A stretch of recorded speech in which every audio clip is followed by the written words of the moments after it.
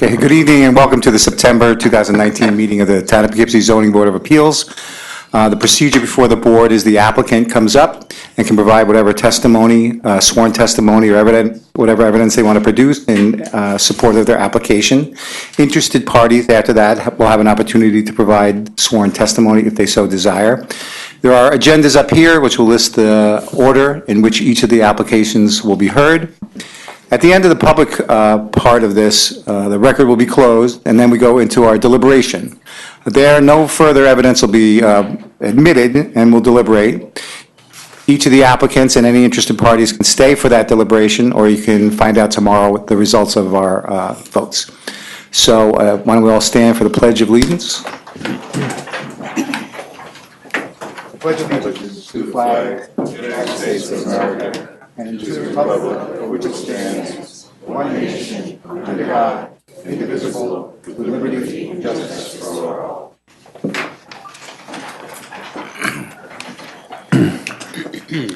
All right, is there someone here from Verizon?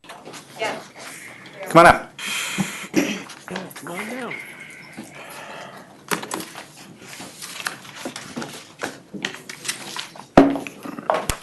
Hello. Hi, have a seat.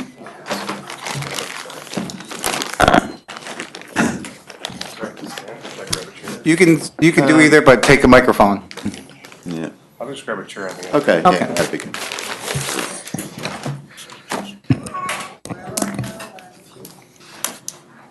Oh, Sharon. My name is Allison Phillips. I'm sorry.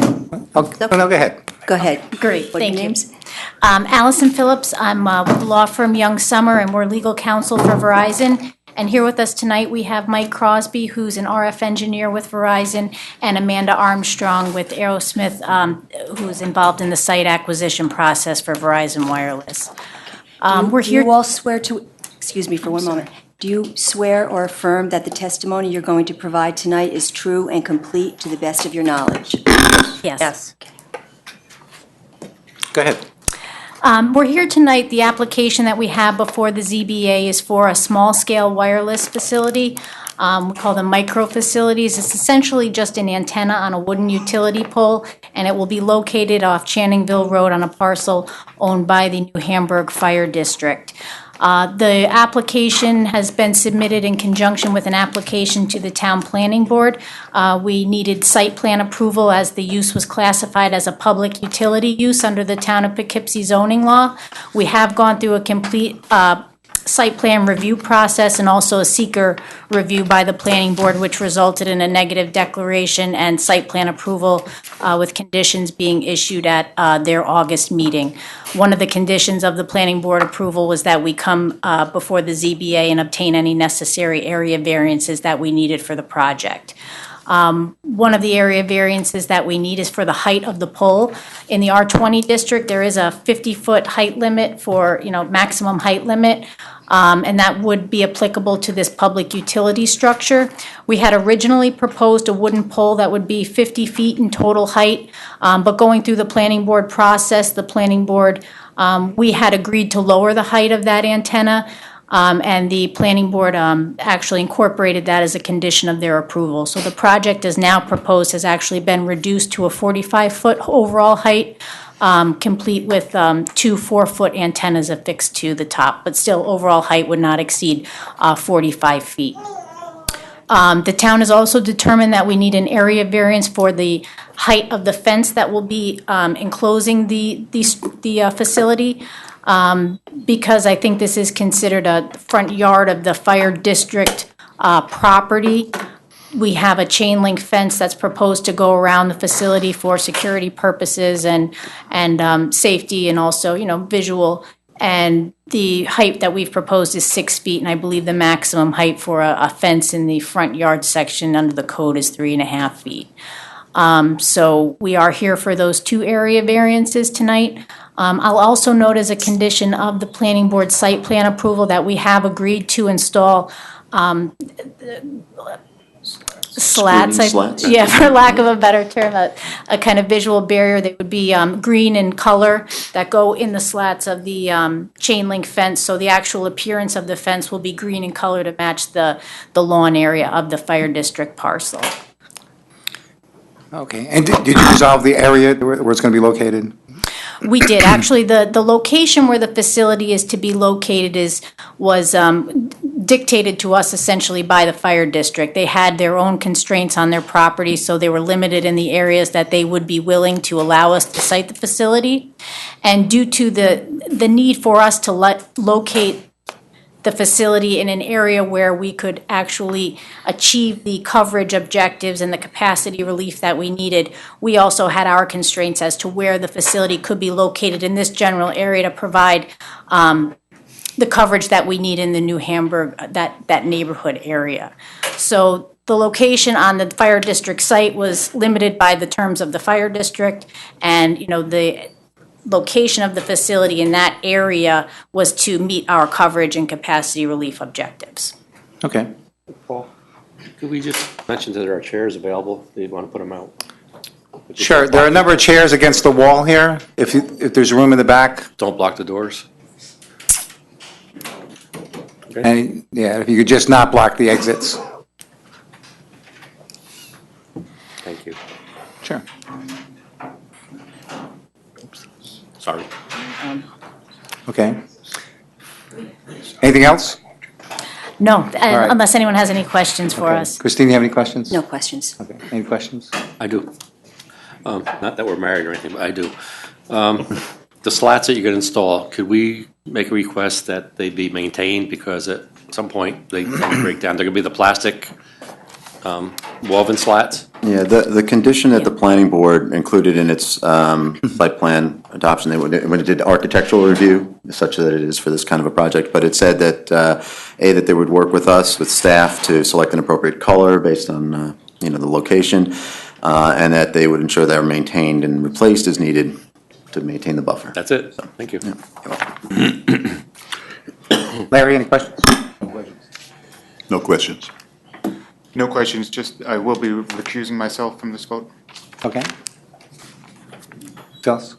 I'm glad that they're going to put a cell tower there because you drop calls all the time when you go through there. Are there any plans to put antenna from other carriers on those poles at this time? Or you can't do that?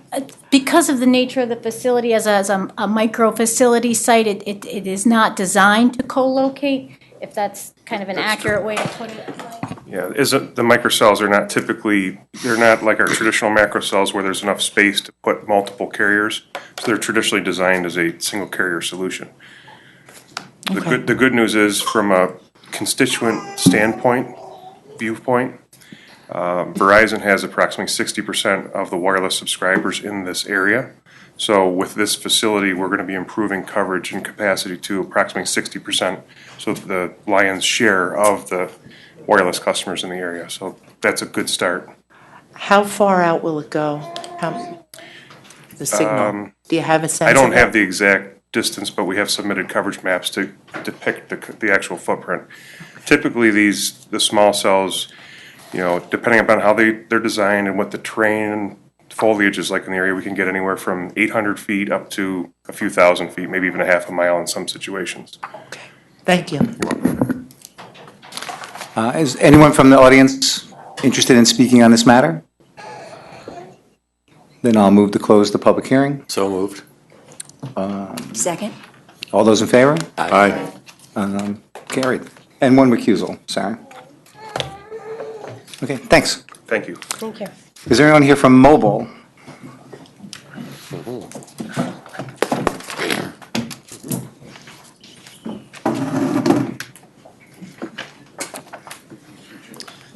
Just me.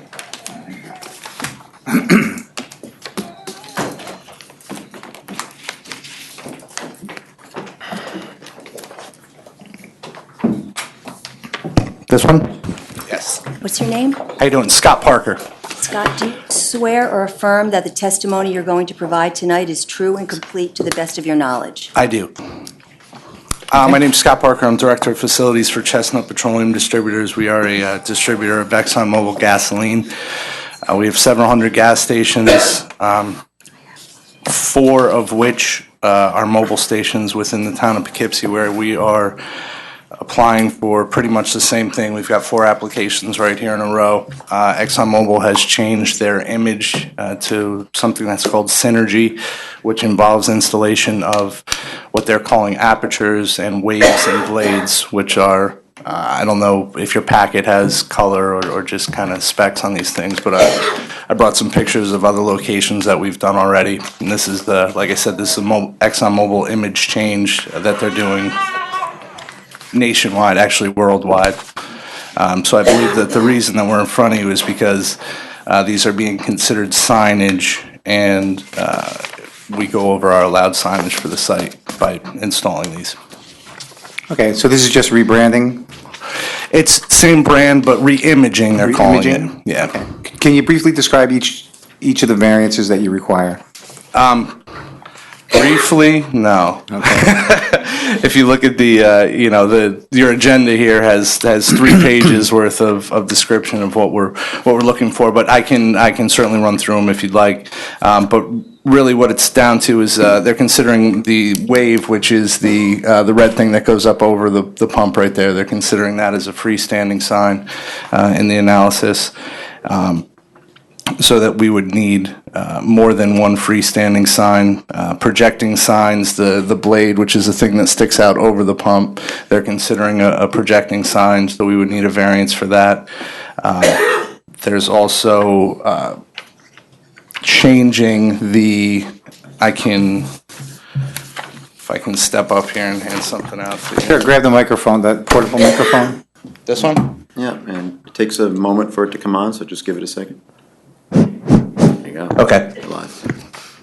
So the last part where they talk about canopy lighting is they've changed the way, and I've got 10 of these, I don't know how many people we have, but the top one is the current station at 2605 South Road. Pass it down, I'll do it which for you. is, Yeah.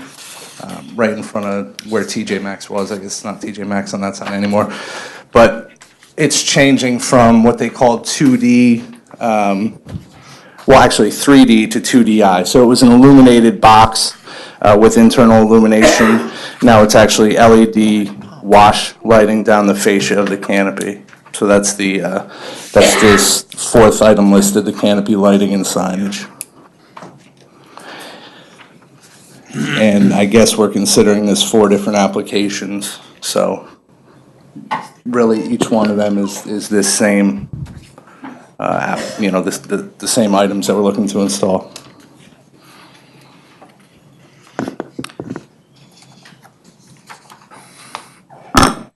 Okay, anyone have any questions? Christine? No questions. I do. Okay. Once again, I think this is probably directed at Mike. Yeah. The new lighting, the downlight that's been looked at as far as the neighbors, interference with the neighbors. There's a house to the right of the mobile if you're going out 376. Yeah, I don't believe we've looked at the downlighting at all. In fact, I didn't know that was changing. So we were looking at primarily the lighting around the outside of the canopy. Right. Blue. Right, but that's, if you look at the difference, that's a major. When we talk about downlighting and talk about the ones underneath, Canopy shining, like these shining down. those aren't changing. What's there is there. That isn't part of this.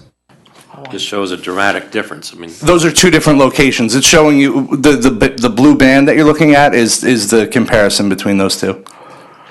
And they're both are both of these pictures what's being proposed? No, the top one is existing, the bottom one is what's proposed, and we're only looking at that blue band. So what's happened is it's going from an internally illuminated vinyl, transparent blue material to LED lights that are actually behind a little piece that just wash down along the fascia of the canopy, rather than internally illuminate it.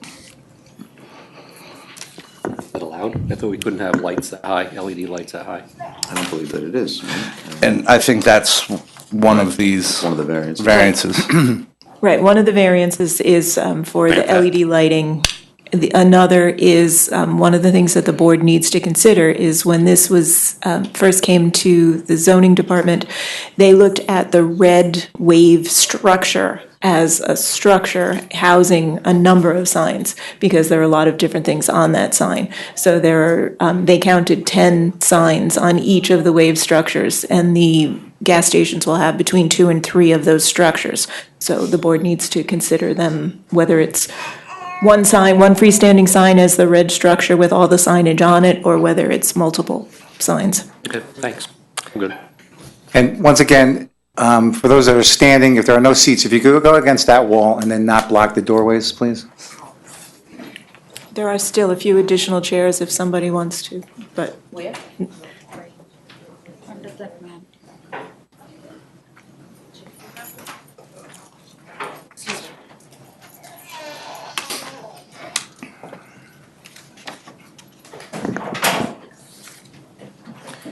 Was there a letter from the county? Yes, there was. I believe there were 2 letters from county because the application was submitted in 2 parts. The first covered the wave signs and the second covered the blade signs. And how'd they feel about it? They recommended that the variances be denied. Okay, are you familiar with the response from the county on this? Sure am. Okay, all right. So this is part of the record. Okay, thank you. Larry, any questions? No. No questions. Jim? No questions. Phyllis? So, the second blue banner, that's going to be the new request that you have? Yes. That looks significantly brighter, at least in this picture. Is there a lumens difference? It's not measurable at ground level. We've gone through this we've got several hundred gas stations, and we've had boards ask us for some kind of lighting plan or some kind of, some foot candles at grade. It's not even measurable at grade. So there's no way for us to give you any kind of comparison, other than it's not internally illuminated, it's now washed. That's really all that I can tell you.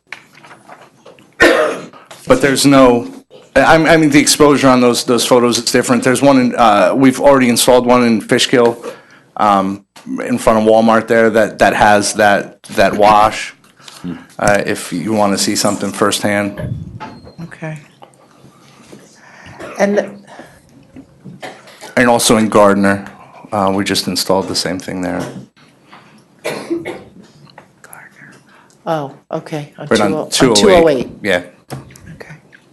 And how secure are these blades or waves, They are- whatever they- you're like? There should be specs in your package, but there's actually an aluminum frame inside of them that's bolted to the concrete. They're engineered drawings for these. Okay. I have no further questions. Okay. Is there anyone from the audience that wants to add anything on this application or these applications? All right, I don't see anyone, so I'll or entertain a motion to close the public hearing. So moved. We're closing public hearings on 2, 3, 4, and 5. 2 through 5, correct. Thank you. Second. All those in favor? Aye. Aye. Opposed? Okay. Thanks very much. Thank you. Okay, next up, Cafe Con Leche. There's someone here from there?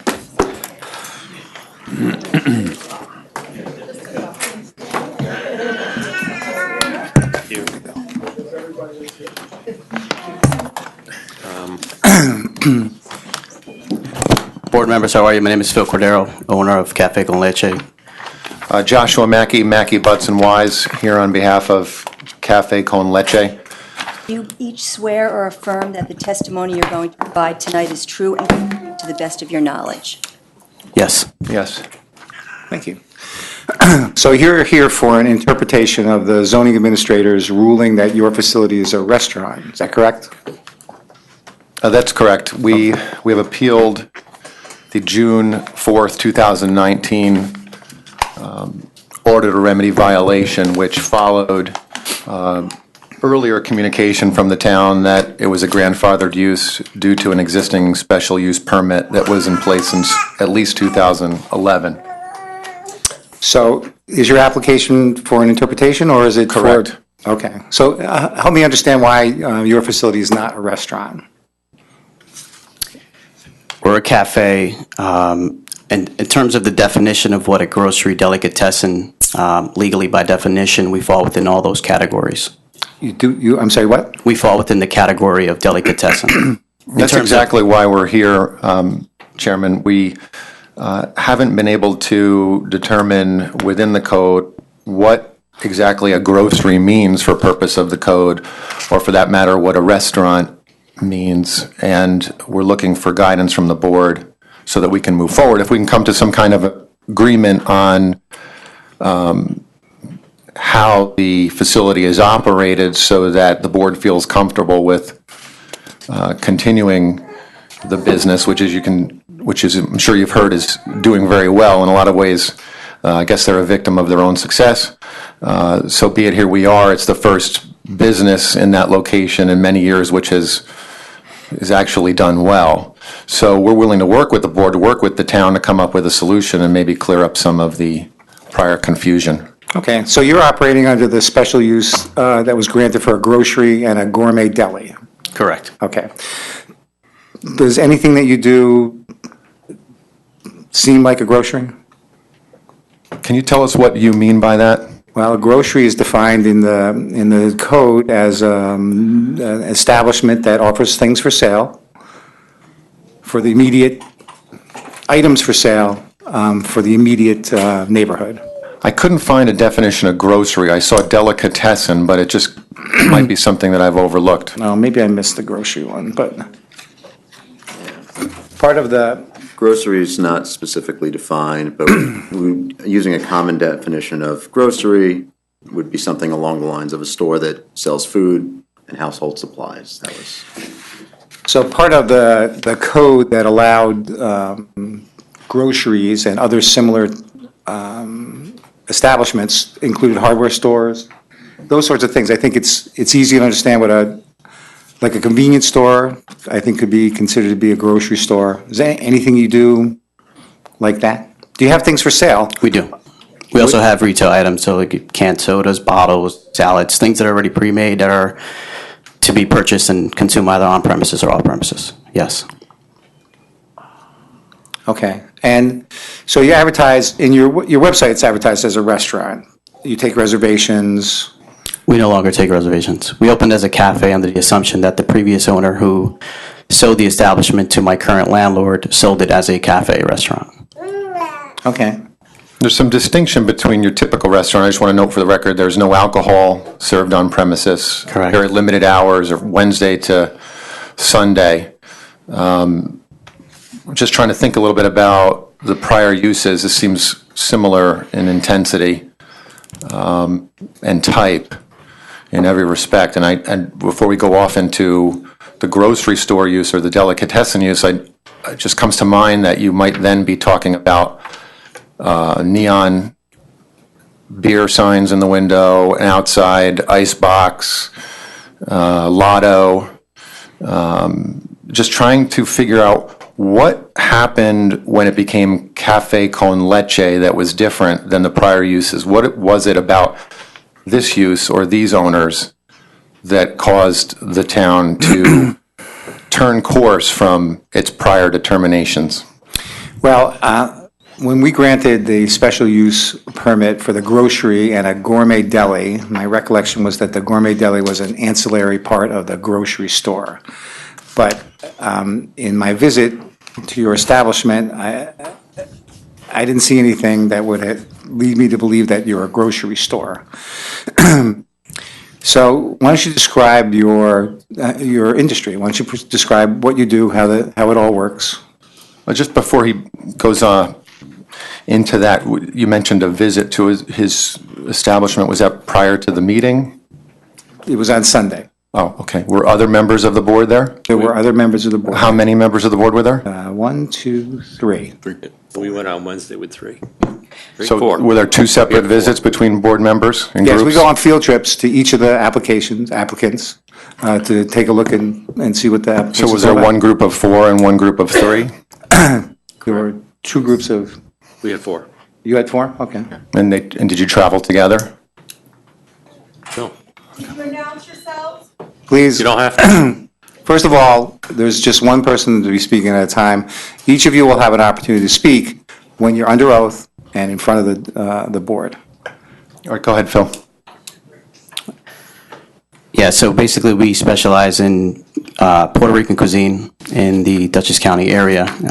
It's something that is not easily available or you're able to find. And so, for the most part, as you can see, the majority of the community really wants to see this place here.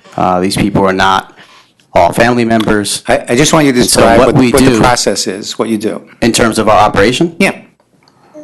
I want to get an Okay, idea about I whether mean, you're you a can- restaurant or what you are. And so you can come up, we have a counter where you can walk right up to the counter, you can order a sandwich, Cuban sandwich with french fries or a steak sandwich, and you can take it to go and leave, or you can sit down and someone can bring you your food. Okay. Is there waitress service or waiter service? There are servers. There's also a cashier. Okay.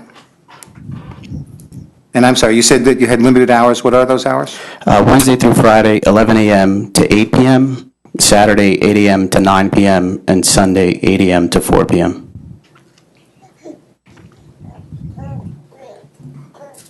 And do you have an idea where your clientele is from? All over. I mean, a lot of them, especially on the weekends, are from New Hamburg. They go down, they grab a cup of coffee, or they'll get breakfast, or lunch. Some of them from the neighboring yacht club. A lot of them from Poughkeepsie.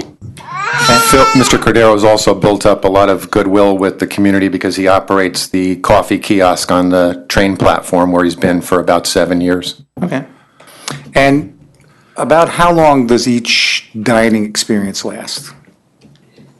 Anywhere from half an hour to an hour.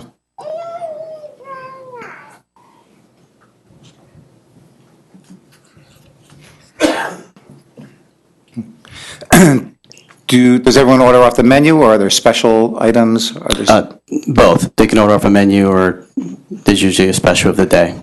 Okay. And you said you stopped taking reservations? Correct. Okay. Is there a delivery service? It's a third party. Okay.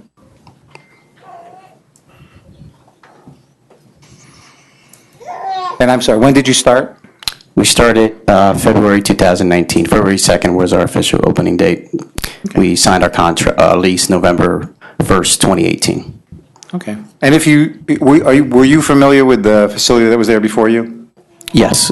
Okay. And how much time between when that closed and you opened, if you know? 6 months, give or take.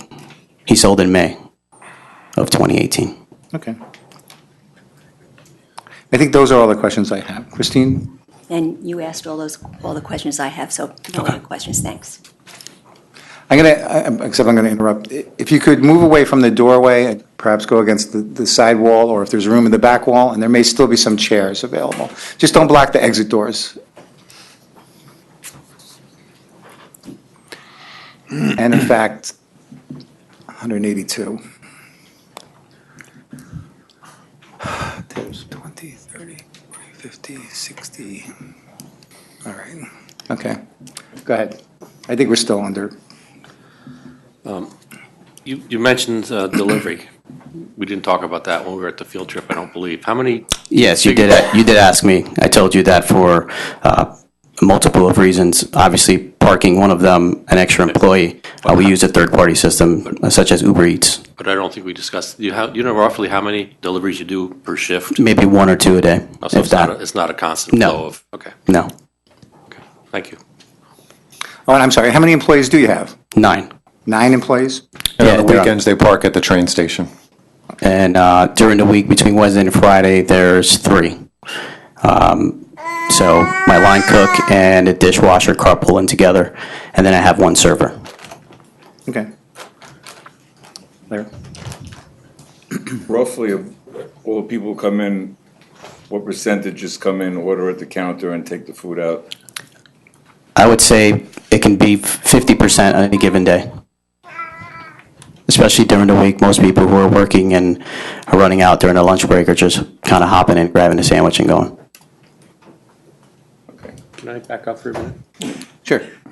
Since you just mentioned that, Sure. do they normally call in and the food's ready for them? Do they come? and Either take- or, yeah. Some people do call in to have it ready when they arrive. So those, they only park for a few minutes and they're gone, Correct. typically? Correct. Thank you. Sorry. You said, you mentioned earlier that the typical dining experience lasts anywhere from a half hour to an hour. Yeah, we also serve coffee and Yeah, desserts. but what percentage of your business do you think represents that type of dining experience? People enjoying your ambiance for a half hour to an hour?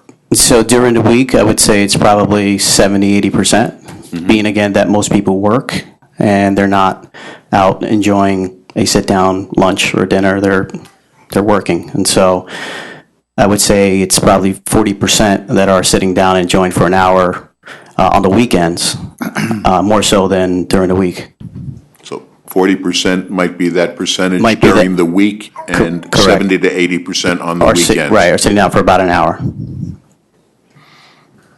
That's all I have. No questions. Phyllis? So I'm kind of stuck on the deli grocery thing, so I apologize. Sure. If I live across the street and I need a quart of milk, am I going to your store to pick up a quart of milk? You can. There's also Channingville Deli right up the road. Okay, so you So sell, I do have like eggs and stuff that I can sell to the community if that was something that was asked of us. okay, Yes. like in, We have a full deli cooler display case with drinks and salads and things of that nature that you would see in what it's kind of hard to describe as what a typical deli would be. okay. And when you purchased the place, how many parking places were planned for the previous establishment? And so I actually didn't purchase. I'm under a lease through I my landlord. apologize. My landlord is here. Those are questions you can ask her if she's willing to respond to. But when we took it over in November. She purchased relatively a couple months prior to. Okay. Were there any dedicated parking places that you're aware of? Not that I'm aware of. I mean, I know that there are 3. You could possibly fit 4 parking spaces on the gravel right next to, that's still within the parcel, that can be considered dedicated parking. Okay, I have no further questions at this time. Thank you. Good. I have 2 more. Okay. Okay? Okay. Okay. Promise it's the last 2. Again, I apologize, but Sure, no. as you bring things up, it rings a bell here. So, remind me how many tables you had? Was it 12? Yes. 12 tables? Okay. So if and when your tables are full, do you typically have a line of people outside waiting? I mean, your experience so far, is there Never. usually? So it's a fairly. Never. so you're Even not- during our grand opening. Okay, so you're not taking up a lot of the street parking, which No. is. Yeah. No, and I think it's also important to mention that throughout the entire hamlet of New Hamburg, there's 2-hour parking. There is, we saw the signs. Yeah. Thank you. Yep. I'm done. Okay, anyone else? All right, is there anyone from the audience that wishes to speak? You. Sure. All right, we'll try and do it one at a time. Why don't you step up? You can grab the microphone, the portable microphone. Sure. And state your name. Turn up the switcher, it says on. Okay, there you go. Okay, my name is Anthony Straka. Mr. Straka, do you swear or affirm that the testimony you're going to provide tonight is true and complete to the best of your knowledge? Yes, I do. Okay, as I say, I'm Anthony Straka. I reside at 26 Honey Lane, Wappingers Falls, which is in the Riverview area, not too far from New Hamburg. And I wanted to speak to the historic use of the location prior to the Cafe Con Leche. I've been up here in the Hudson Valley for about 20 years or so, and I've patronized various businesses that have existed at that location over the years. And to the best of my recollection, there were at least 6 businesses prior to Cafe Con Leche during the time that I've been up here, which includes about 17 years of commuting into New York and a couple of years of retirement. To the best of my knowledge, The first one that I can recall was Cafe Jade, which was affiliated with a restaurant on Route 9. That was a one-man operation for several years. Then there was somebody else that came in. It could have been a husband and wife or some kind of a couple. There were a couple of individuals that came in after that on two separate occasions, at least one of whom tried to do a more traditional grocery combined with a restaurant. And then there was the one immediately prior to the applicant who was there for a while and looked to be somewhat successful. And I would have to say that the only one who has been unqualifiedly successful has been Mr. Cordero. And I want to speak in favor of his application. There's really no difference between what he is doing at this site and what anybody else has done at this site, other than the fact that he is successful.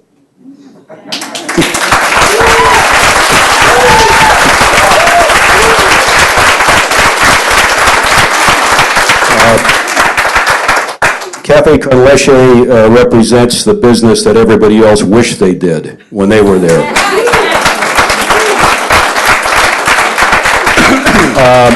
So I was a little shocked as a resident of the town of Poughkeepsie and someone who has frequented all of these establishments over the years to learn that there was somehow now, having seen food-related establishments on and off for approximately 20 years or some portion of 20 years, to see that there was now a problem with one. I'm rather shocked that it came to this. I don't know what Mr. Cordero did other than succeed. He succeeded, and other than that, I don't know what he did to catch anybody's attention to the fact that he's doing the same thing that everybody else did, but doing it successfully. And that's really all I have to say. Thank you.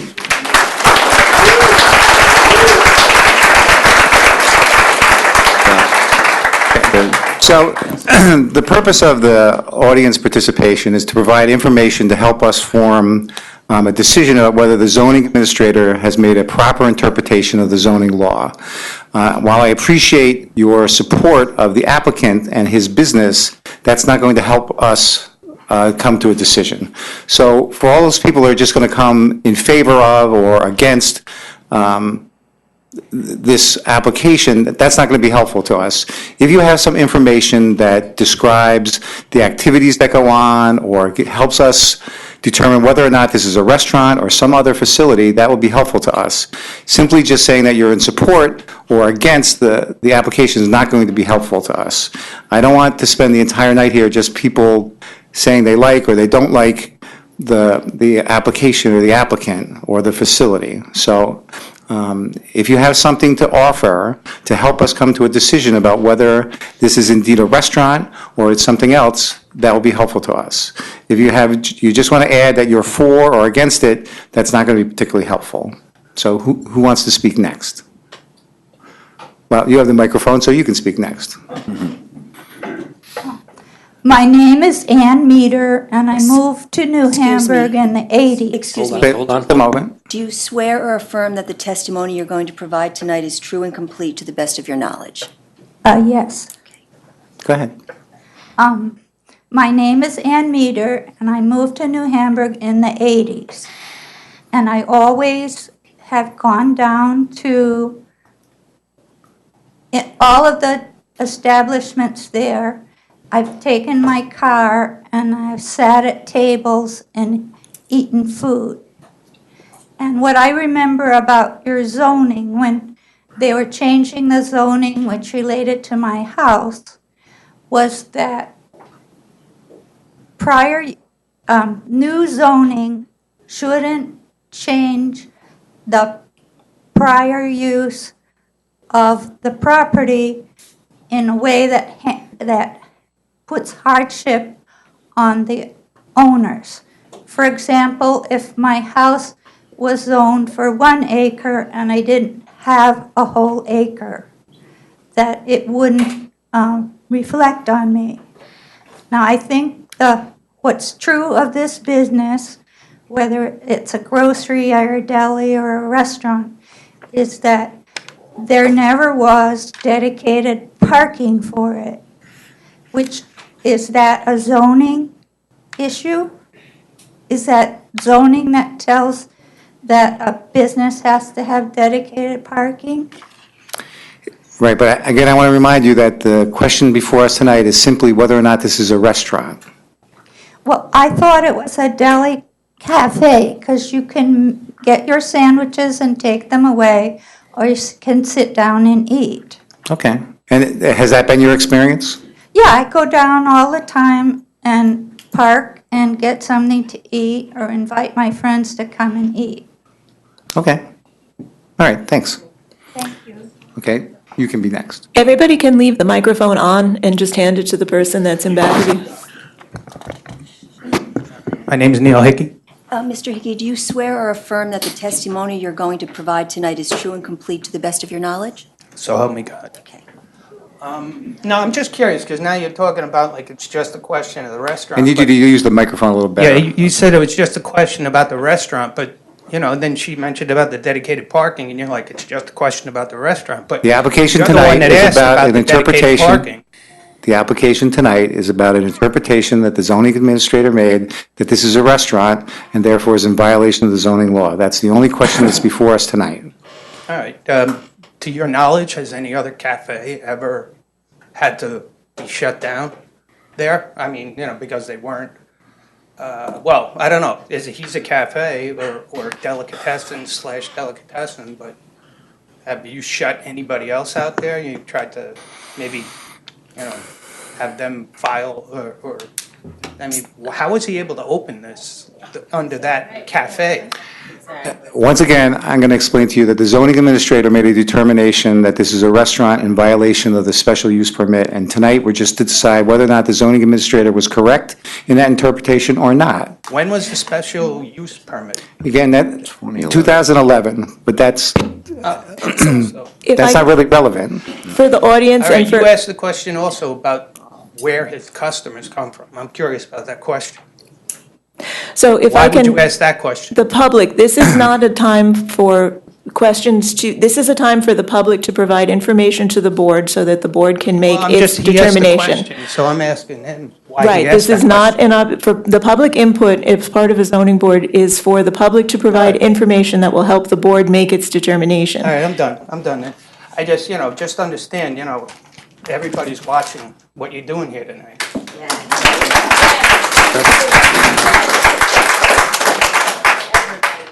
How you doing? I'm Ramon Pinheiro. Hi, do you swear or affirm that the testimony you're going to provide tonight is true and complete to the best of your knowledge? I do. So I've been to Café con Leche a couple of times.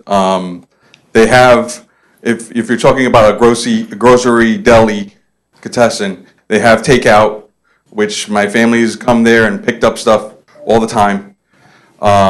They also have specialty drinks like Malta, Cocorico, good old cola, which is like cola champagne, which is specific stuff that you really can't find a lot in this area.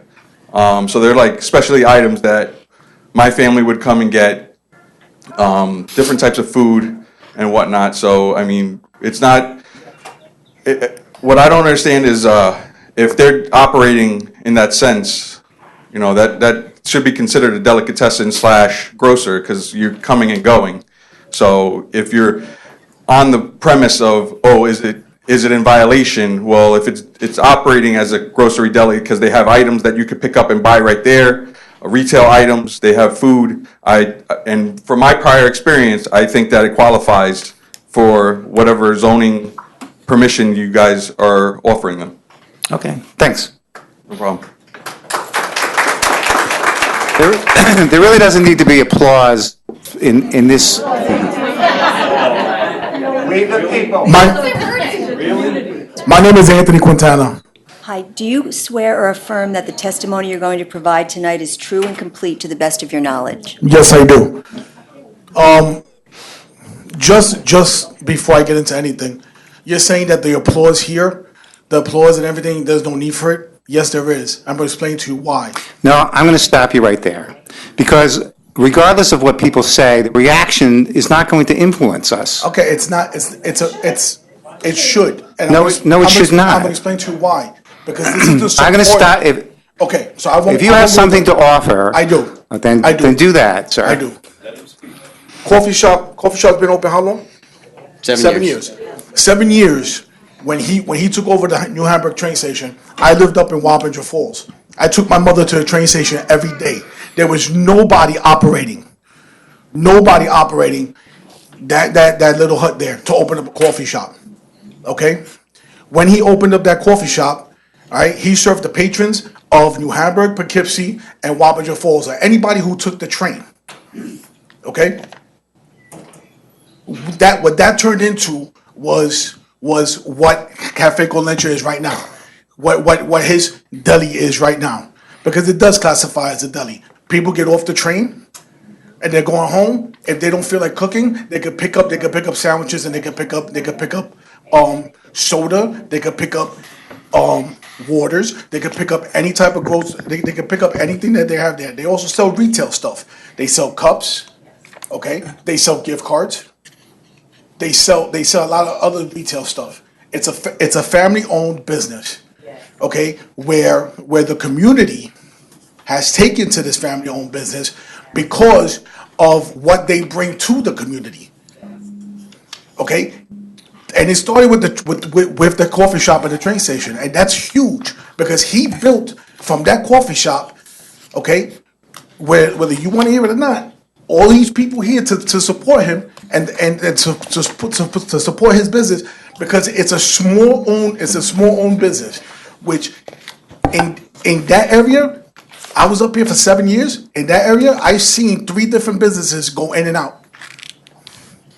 Okay, you want to go, whether it's a deli, whether it's a restaurant, it could be a little bit of both, but it's the turnover is 1, 2, 3.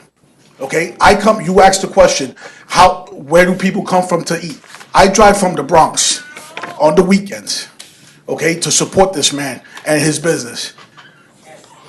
There's people who come from Connecticut to Florida to come and support this man's business. I understand it's a whole zoning thing, but you also got to take into consideration. The hard work that this man and his family has put together for the community. It's not a thing whether he sells eggs or he sells milk, but look at the community. Okay, the community is what he serves. Okay. And from what I see, he's doing a damn good job in serving the community. And again, they do operate as a deli, as a deli, because in the Bronx, if you go into a bodega, okay, they sell hot food, and some of the bodegas have a little spot for people to sit down in, and there's no parking in the Bronx. Okay. Whatsoever. Thank you. Well said.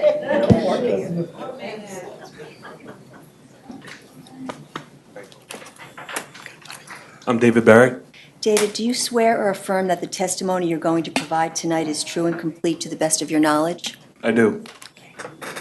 So, let's start with Why don't you use the microphone? Let's start with the fact that there is no actual description in your zoning to define the things that you're trying to define here. You have not narrowed these things down to a point where you can actually say this is or this is not. I can say that I was there when we built this up, all of us, this community, these people, this family. He has jumped through hoops for the zoning board, for the fire department. I was there when the fire inspector walked in on the first day that he was open. Didn't come in a week before to give him a heads up. Didn't come in 2 weeks before. This leads to the fact that as we go through this process, we have to understand that there was no specifics set, and that you guys bent the rules before to try and bring income in here. You bent the rules before to try and help other people. Now we're not even asking you to bend the rules. We're asking you to keep in place what you have already had in place so that a successful business can be made. Now, if there are changes that need to be made, he's done them. I've been there when you guys have said jump, and he's like, all right, how high? He's gone, he's changed the hood systems to make it quieter in the area. You talk about, is it a deli? He's got the glass doors that you can go and pick up a soda and bring it to the counter. So if you're looking for like retail, that's there. Does he cover it with a curtain so that the people that are sitting there don't have to look at it the whole time they're there? Yeah. I think some more stores should do that. But in the idea of what you're asking, is this or is this not a deli? Is this or is this not a restaurant? First off, you have to have your own rules defined. And if you're going to go off of this, then okay, let's look at it and say, all right, he's got the retail, he sells clothing, he sells things that you need, he sells coffee on the go, he sells everything that our delis around here sell. And on top of it, he also sells a much higher quality of food to go than 90% of the delis in this area. If we're talking about facts, those are the facts. If we're talking about support and community service, I can go on for hours. But I'm not. This is what we're here to figure out. Whether or not he should stay in place because of laws that you have already put in place in 2011 that allowed other people to do it, but they did not successfully do. That's not his fault. That the community didn't have to deal with a couple extra cars, which, by the way, you have what? You have a marina down there. You have tankers down there. You've got all kinds of traffic down there that I've seen a lot of stuff. And if you want to turn this place into an actual, like, delicatessen bodega only, now you're going to have people sitting outside scratching lottery tickets, people buying 40 ounces of beer. Is that really the kind of people that we want to bring into our community? Because I live right around there too. Is that the people we want? Or do we want people that are going to come here to see New Hamburg, to see Wappingers, to see Poughkeepsie as a place of ethnicity growth, as food development, and as a business home? That's all I've got. Thank you.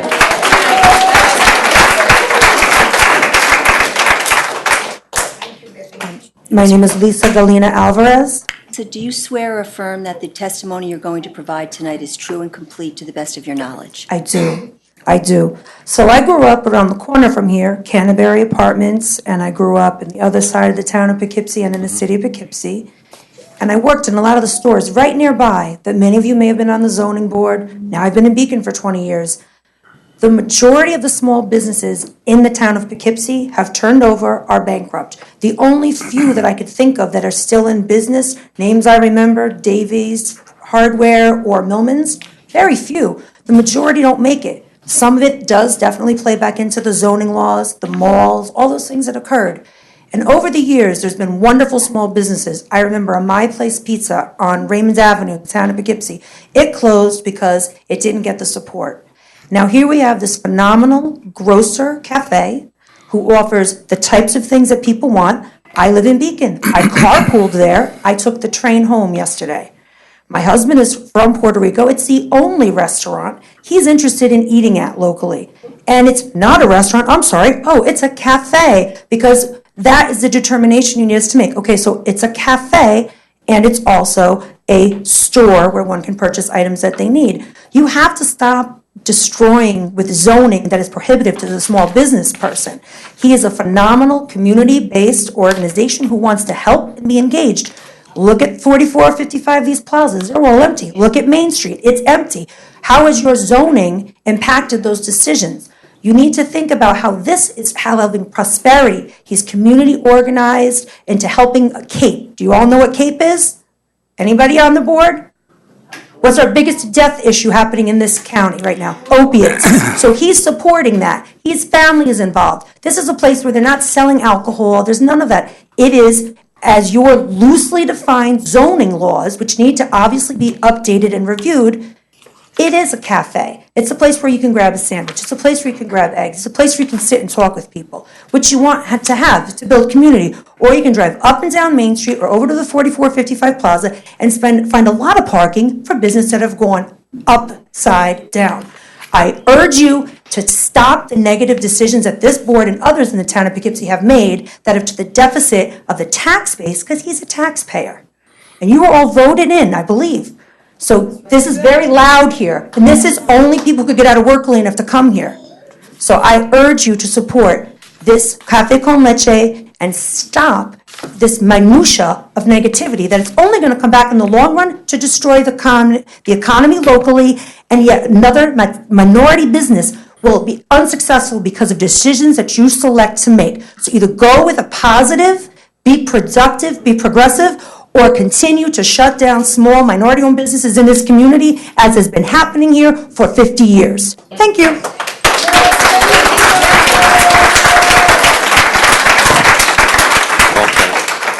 Before Omar speaks, I have a question for you guys on the board. Under the 21018 RNH district of what is permitted as a special use permit, if you go down to where we're talking about the grocery store, drugstore, hardware store, right immediately after that, and I think this is what a lot of the people who live in town and supporters are saying is, can you define, as a board, can you define grocery store, we can easily say falls under the classification of a delicatessen or things of that nature that sell food. Now, immediately after your grocery store, your drugstore, your hard store, it is listed in the zoning definition loosely as a similar facility or a similar facility that is providing goods primarily to the immediate neighborhood. Would you say that as a cafe or a restaurant or anything that sells food, this place of business would be providing goods to the immediate neighborhood? The definition of providing goods can fall under retail, can fall under food, can fall under anything that is consumer-based that you can sell. So, from your perspective, or your definition, can you define that in saying that you would think, or you can classify that the similar facility can or cannot fall under a food establishment such as a cafe or restaurant? Especially since when the zoning was changed in 1980, there was a current pizzeria food establishment in place.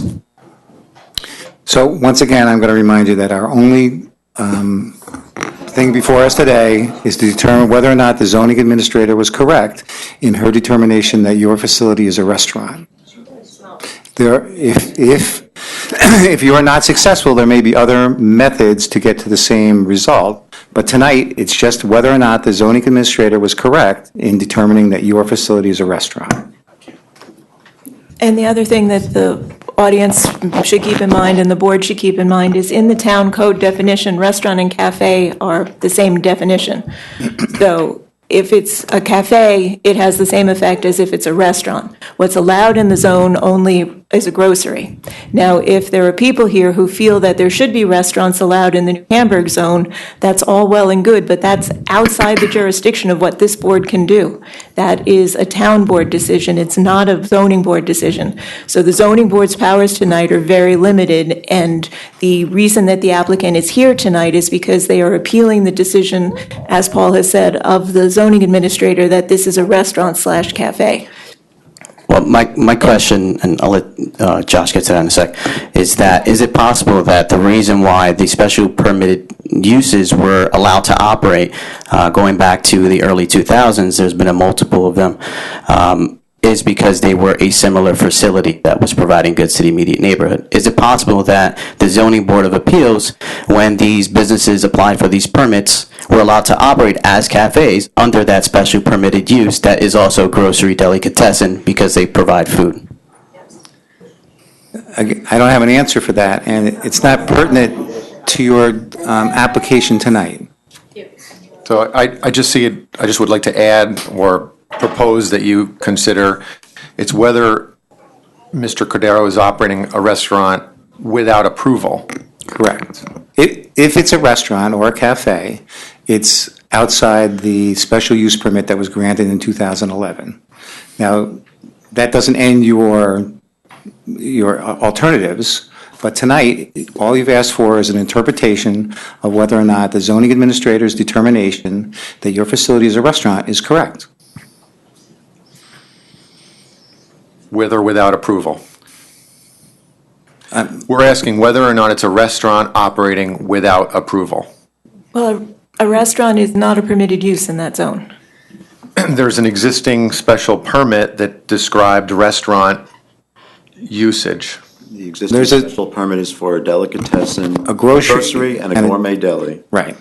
Okay, so we could look at it another way, but, we're sort of, it seems like it's, Tonight, it's just the interpretation. The problem You with the can make I think that you could make an application for a variance or some other application that you're applies to the special use permit that was granted, but tonight, it's simply the interpretation about whether or not you're a restaurant. So the problem with the grocery, as I said, is that I can't find a definition in the code that speaks Right. to grocery, and so is it, we're considering whether he's a restaurant, whether he's a grocery, whether he's a deli? The sole issue tonight is whether or not it's a restaurant, whether the zoning administrator's determination that your facility is a restaurant is correct. So to say it another way, you could decide, no, I don't see it as a restaurant, I see it more as a grocery. No, Right, I we don't could see it as a decide that. restaurant, I see it as more of a deli. Correct, we could do that. And if the board has any feedback, as I said at the beginning, at the outset, rather than go through more applications, if you could give us some feedback, if you feel as though there's certain things pertaining to the operation that might. That's not our role here. That's something you can take up with the zoning administrator based upon our determination. The problem was when Phil asked the zoning administrator by email, this is how it started. He wrote in March about outdoor seating in early March. And then towards the end of March, he received an email from the zoning administrator saying that it was a grandfathered use and no further action on the part of Mr. Cordero was required at that time. Whether that's an approval or not, that's something that I suppose we can debate about. But why do that if we can come to some kind of understanding? You can see how he relied on that information coming from Lizette, moved forward with his business, and then, in fact, he came forward voluntarily asking a legitimate question about outdoor seating. Well, that puts us in a bind because we have limited powers, and the power tonight is just to determine your application for the interpretation limits what we can do tonight solely to determine the interpretation. Those other issues are outside our purview. We understand that, but I'm glad that you've acknowledged that you could decide that this is a grocery, really, it's not a restaurant, or this is a delicatessen, really. I think we were limited to decide whether or not it's a restaurant. And so if we were to determine that, then that changes her order to remedy. It may change your status, or it may not. Is the board inclined to vote on this tonight, or will there be further information that you'll require? I don't see any reason. There seems to be a lot of information that's going to be provided tonight, so we'll see. We might be able to facilitate to, send some way to expedite this if we could have some feedback. I expect that we'll have a decision tonight. Okay. Omar, you wanted to speak? Yes, Omar Harper. Go ahead, I'm sorry, what's your name? Omar Harper. Mr. Harper, do you swear or affirm that the testimony you're going to provide tonight is true and complete to the best of your knowledge? Yes, ma'am. Okay, so just to speak to, I was on city council in Beacon for a term, so I do have a bit of an understanding of how zoning and how a lot of the zoning board stuff may work. I get the point of what you guys are saying in reference to how one company may work, well, one type will work versus another. So I'll use my experiences with Cafe Con Leche as one to work out. There's been many a times when I figured out they weren't a restaurant. One of the times when I finished running around from working on a day and it was 8 o'clock at night, and I needed to get, and I was hungry, and I was like, I'd prefer to go there, but they were closed by then, which I would believe by most restaurant standards, if you're running a restaurant, you're going to be open till give or take 9, 10, even 11 o'clock at night, and I would think that any restaurant that you probably frequent has that type of hours to allow you to use it. There's also been times in my profession, I'm in the car moving around a lot. So there was one time where literally I had waiting for a client to show up. I happened to be right near the New Hamburg train station. I was picking him up from New Hamburg train station. Dropped in, hey Phil, can I get a sandwich real quick? And go about, and as soon as they got here, I actually split the sandwich with them, which I wasn't too happy about because I like food. But it was a quick in and out to grab a lunch. But on the same note, there was a time where me and my girlfriend it's 6 o'clock, days free, and we decided, we're gonna go there, sit down, have a nice dinner, relax, joke. We ended up picking up, I want to say like she picked up a shirt, her daughter picked up one of he has the rice, the bowls that they serve in the rice. Excuse me. So she picked up. I'm going to interrupt you just for a moment. If you could move away from the exit doors.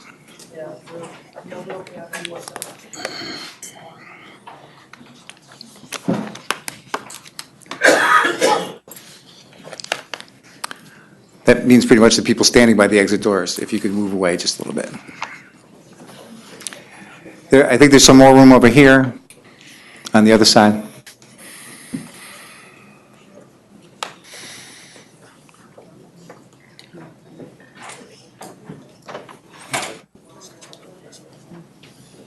Thanks. Sorry to interrupt. No problem. So yeah, so we picked up those various things and a couple sodas, on our way out from there. And how long ago was that? I would say that situation, between both of those situations, was probably within the past 2-3 months, give or take. Okay. Outside of that, when you have a restaurant, I think it's very rare that you have the ability to do a takeout. Most of the time, I would say majority of your business is sitting there, even during the week. With most restaurants, that's just how their hours and how they're normally operated and set up. You do have a smaller takeout menu, which like I said, I've known many a times. I've known many people. I've seen it happen just being around there, where people are running in there, grabbing something to go, and bringing it home or taking it back to work with them, like you said, during the week or even on the weekend. Outside of that, like I said, I just feel like if there's no direct, from my time with City Council, if there's no direct breakdown of the difference, I believe you even said that the cafe and restaurant basically have the same exact definition by you guys' current zoning codes. So that right there is going to naturally become confusing in itself. And one of the things that I always believed at when I had my time there, sitting in a seat similar to you guys, was that you want to try to make it to where it's as less up for interpretation as possible. And right now, if you have an exact code that's breaking out to where it is that easily misunderstood or misconstrued from how one is written and versus what one is actually going to then be interpreted to be done, then that should be probably the direct focus of where to work on to fix things. Like I said, I've had many times where I've came in and grabbed a couple empanadas to leave out for the day because I had showings or whatever else I had to do. So I can see the usage being done in a manner to where you can say it as a cafe, or a deli, but on the same note, if your zoning code, if I say cafe, if I say deli, but they all have a similar code meaning to you guys, then what's the difference lie in? And for me, I'm done. Have a good one. Thank you. Josh, can I ask you to move so I can sit down? Sure.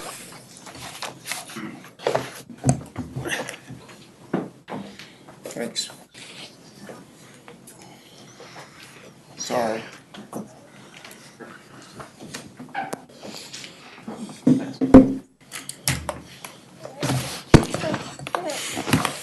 My name is Richard Cantor. I'm with the firm of TN and Constantino, and I'm here on behalf of the Do you swear or media. affirm that the testimony you're going to provide tonight is true and complete to the best of your knowledge? Yes. I am here on behalf of immediate neighbors, including the Roth family and the Gwynn family. I have a written statement which I will provide to the board. Thank you. We're done. I would hope that the board would consider closing the hearing and adjourning its deliberation so that the board's counsel will have an opportunity to review the submissions and offer her point of view to the board when you deliberate. In any event, I am here in opposition to this application. I am here requesting 2 items of relief. The zoning administrator did more than say that this is a prohibited restaurant. That was one of the things the zoning administrator said. She also said that it has the right to be a grocery, deli, or whatever this board called it in the year 2011.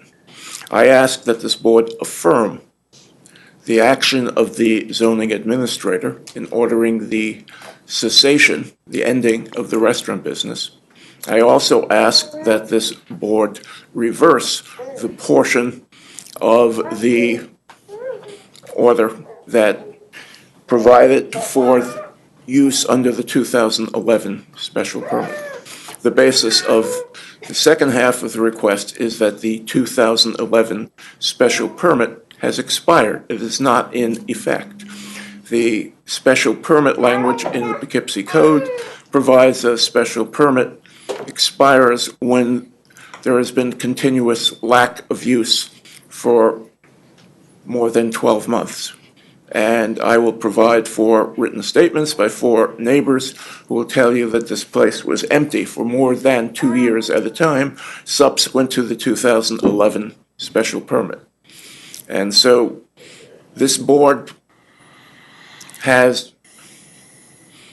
obviously doesn't have the legislative power of the town board, but it has fairly broad power, including the power to decide whatever it is that this board thinks that the zoning administrator should have decided. It's clear in the town law that your authority is not only to affirm or reverse or modify, but to make such a decision as you believe the town zoning administrator should have made. And the second half of our relief is action that we believe the town zoning administrator should have made, namely to determine that the special permit had legally expired and therefore there was no such special use permit to rely on. The zoning code for this area is neighborhood New Hamburg, residence New Hamburg. It is cut out of the code as a residential hamlet with residential uses. The restaurant use is a stark invasion of this residential use. The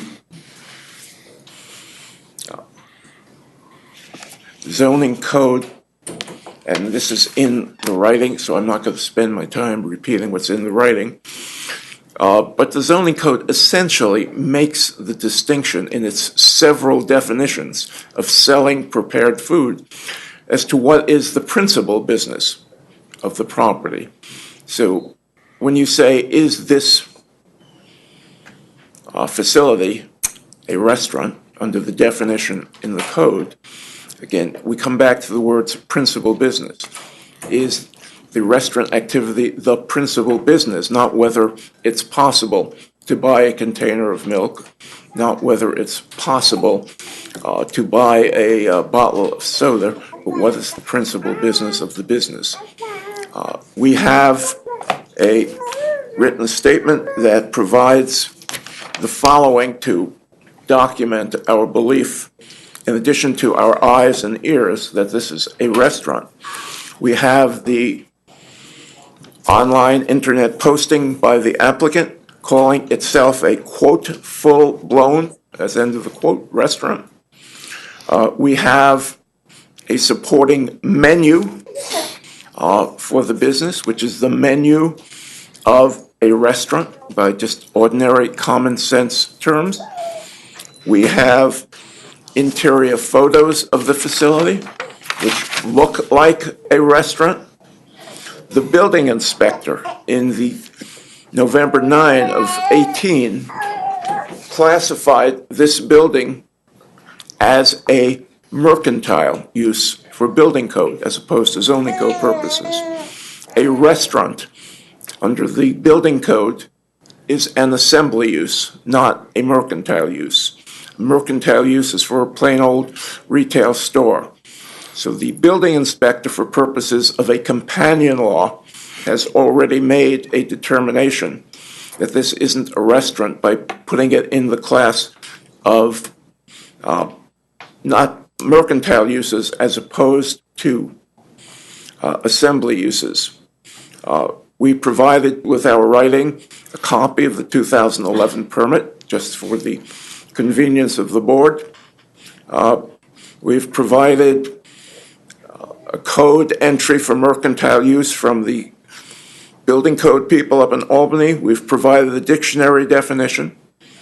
We provided a floor plan, which we obtained by a Freedom of Information request from the assessor, which clearly shows it's a restaurant. It's seats and a kitchen. We've also provided a copy of the deed by which the current owner took title. It was a deed September 7, 1918. We'll provide a copy of that deed. That deed says, this is a quote, "Premises are designated as single-family residence." End of the quote. That's how this buyer, in the year 2018, bought this property.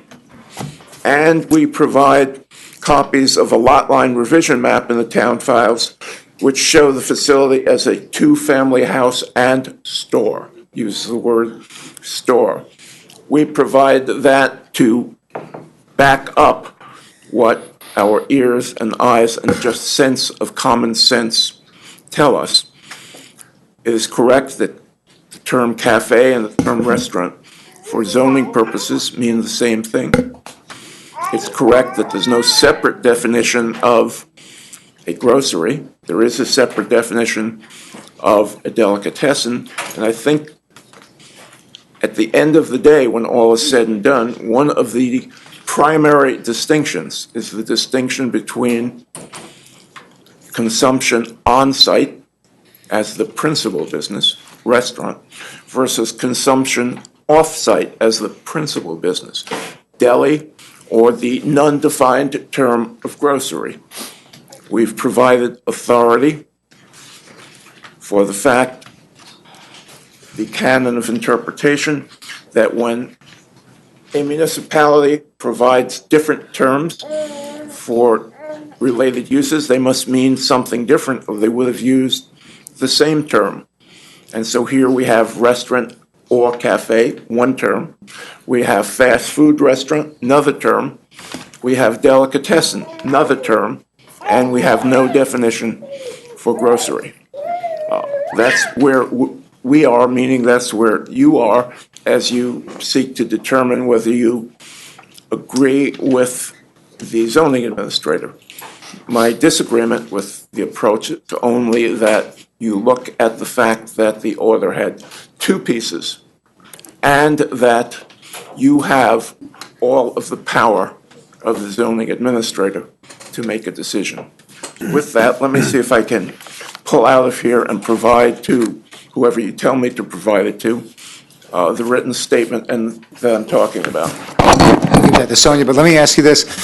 In that packet that you're going to provide, is there information about the last use prior to it becoming Cafe Con Leche? No, there is not specific addressing of that. There are sworn statements about the exceeding two-year period of vacancy. Okay, all right, thanks. So a lot of things I disagree with Mr. Cantor has said, but the one thing I do agree, that is your broad powers, which was something I was trying to get out earlier. I would just ask that in light of this submission, this forthcoming submission that Mr. Cantor is providing, and he's asked for a continuation of the hearing, that I'd like to second in that request so that we can provide an appropriate response. I think that's it. Hang on just one second. I gave you this. Gave you that. It's for you. How about this for you? I'll give you a set for you. Can you leave me one? Did anyone have any questions of Mr. Cantor? No. Okay. While I was fumbling through my papers with my poor hearing, I thought I heard Josh speak about putting this over. Did I imagine that, or was that what you said? That is what it is, yeah. Okay. I did say that. We agree on that as well. That's the one thing we do agree on, yeah. Okay. Okay, I'll write that down. I thank you for allowing me the time, and I apologize for my kind of fumbling around condition. Mr. Cantor, was your request to continue the public hearing as well as the deliberation? No, to close the public hearing, but continue deliberation. Mr. Mackey, your request is to continue the public hearing as well, I assume? I would prefer that. Okay. Audience Clarify. can't respond.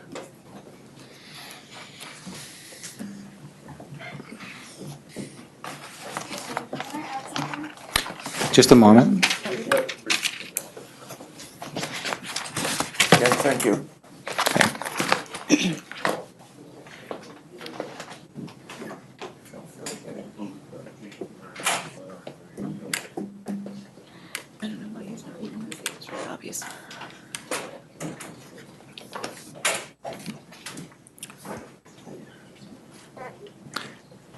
Did you want to speak? 10 seconds. Okay.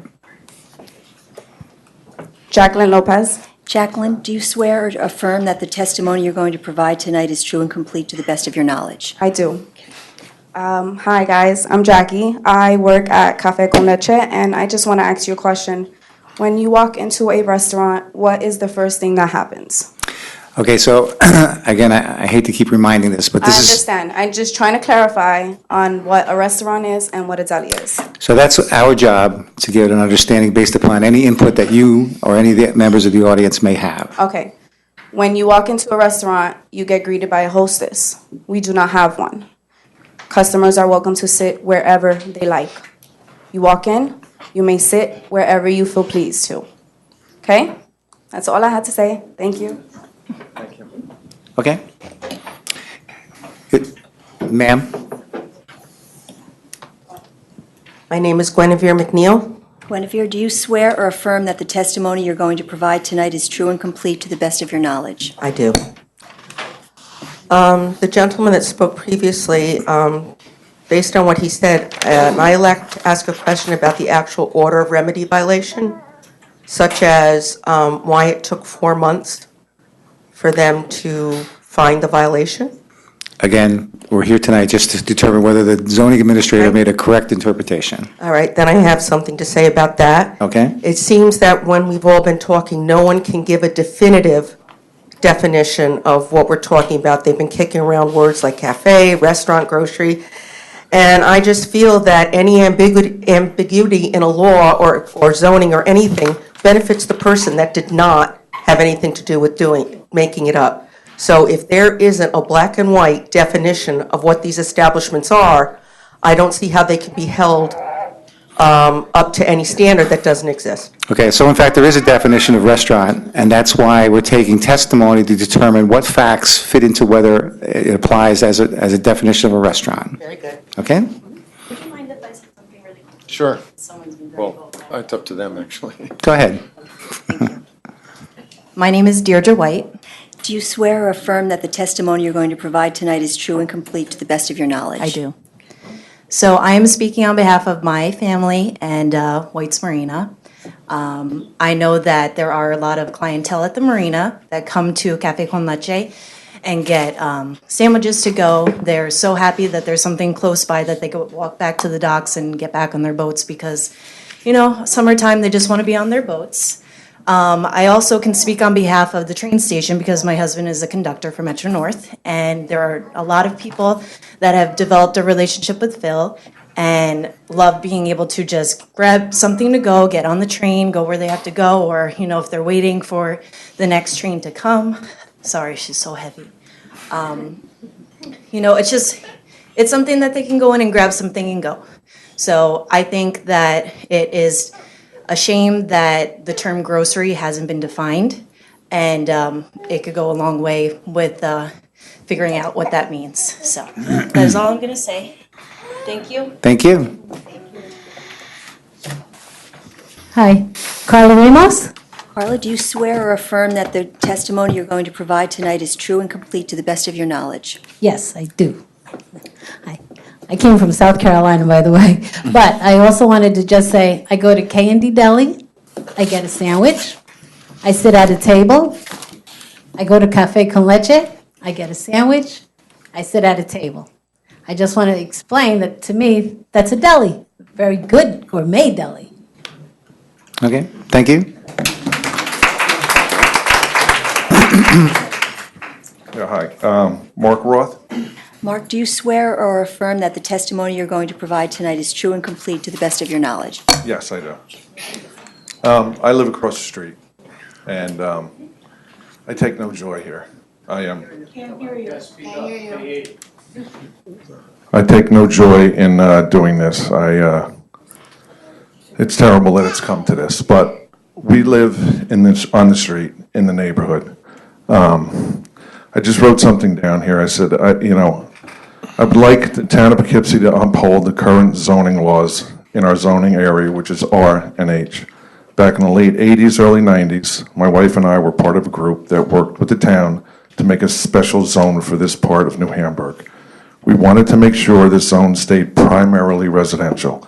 This zone was approved by the town and the residents living in New Hamburg. So again, I ask the town to stay within our zoning parameters. I'm asking you, this is very hard. I applaud the success of this restaurant. I really do. I do. I know. I'm going to really ask people just to keep your comments to yourself. Everyone has had an opportunity to speak and give their opinion. You should respect that. It's mostly myself, my neighbor behind me, and unfortunately, our other neighbor, Jesse Fuentes, could not be here. It's a mob scene down there. I'm sorry, the amount of cars that park on the street that come, I mean, he is very successful. It's a restaurant. I don't know how else to describe it. I'm just asking that you uphold our current laws, that's all. Okay, thank you.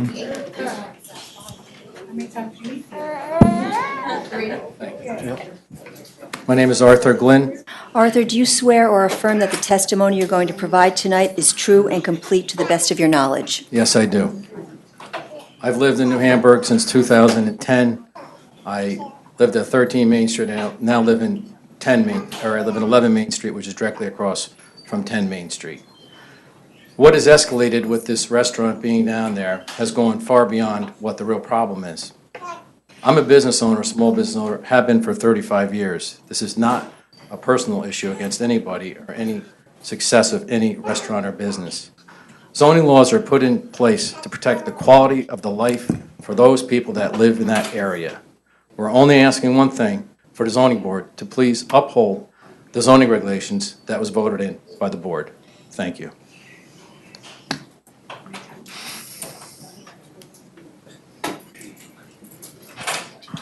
My name is Anthony Rodriguez. Do you swear or affirm that the testimony you are going to provide tonight is true and complete to the best of your knowledge? Yes. I just wanted to say that, I agree with somebody who just said something about like K&D Deli, things of that nature. When you go in, you can get hot food, you can get sandwiches, you can sit there or you can go. So as far as this being a restaurant or not, I don't see how you guys can tell the difference. It doesn't make any sense, because honestly, when I go there, I just do takeout. I maybe eat there once.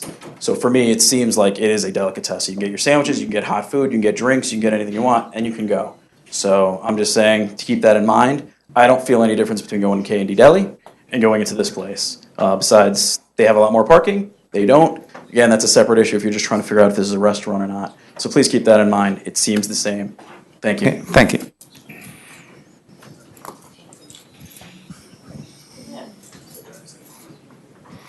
Good evening. My name is Rhonda Figueroa. I live in this area as well. Do you swear or affirm that the testimony you are going to provide tonight is true and complete to the best of your knowledge? Yes, it is. I would just like to say that Cafe Con Leche came into the community and next to the train station, as we know. So we're in a very busy area anyway, right? We have the train station, we have the parking. It's always been an issue, right? Okay. So this is a community place for everyone to come in, grab a sandwich, grab something to eat, and leave. Their business started based off of people coming off of the trains, stopping in for oatmeal and coffee, and they're still doing the same thing. They're still able to come in, get a cup of coffee, a sandwich, and go back and get on the train, as well as going to the marina, as the young woman said. I see this as a community place. I see people when I've been down there. I believe the people that have do not want them there. I've come out of there and I've said hello. I have never seen anyone be nasty or rude or disrespectful. And I'm just wondering if it's more about the type of people that are coming into the community that they don't want to see the color, okay? Because there is no other reason. Because everybody, I see people them sitting on the porch, and as I leave with my grandchildren, who he is here tonight to tell you he loves this place when we stop in to grab something. I walk out with them, and they'll say hi to the elderly people across the street. Hello, good night. It's like it's a family-oriented place to just step in, grab something, and go. I hate to say it, but that's what it feels like to me. It's about more of what colors coming around more often.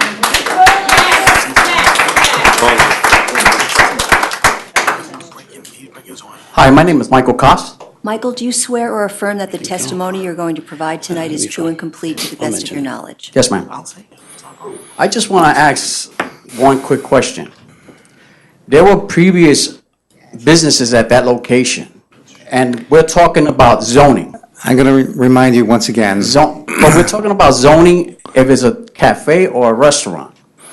Now, the question that gentleman says, he wants to uphold the zoning laws where there was businesses there before. So what is the difference from the businesses that were there before than this business now?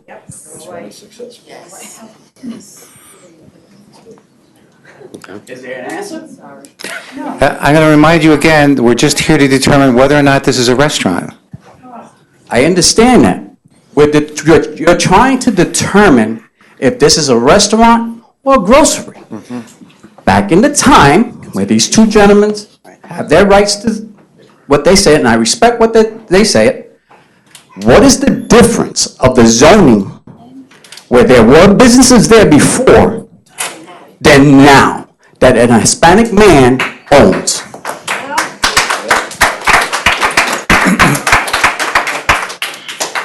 I'm Pam Kingsley.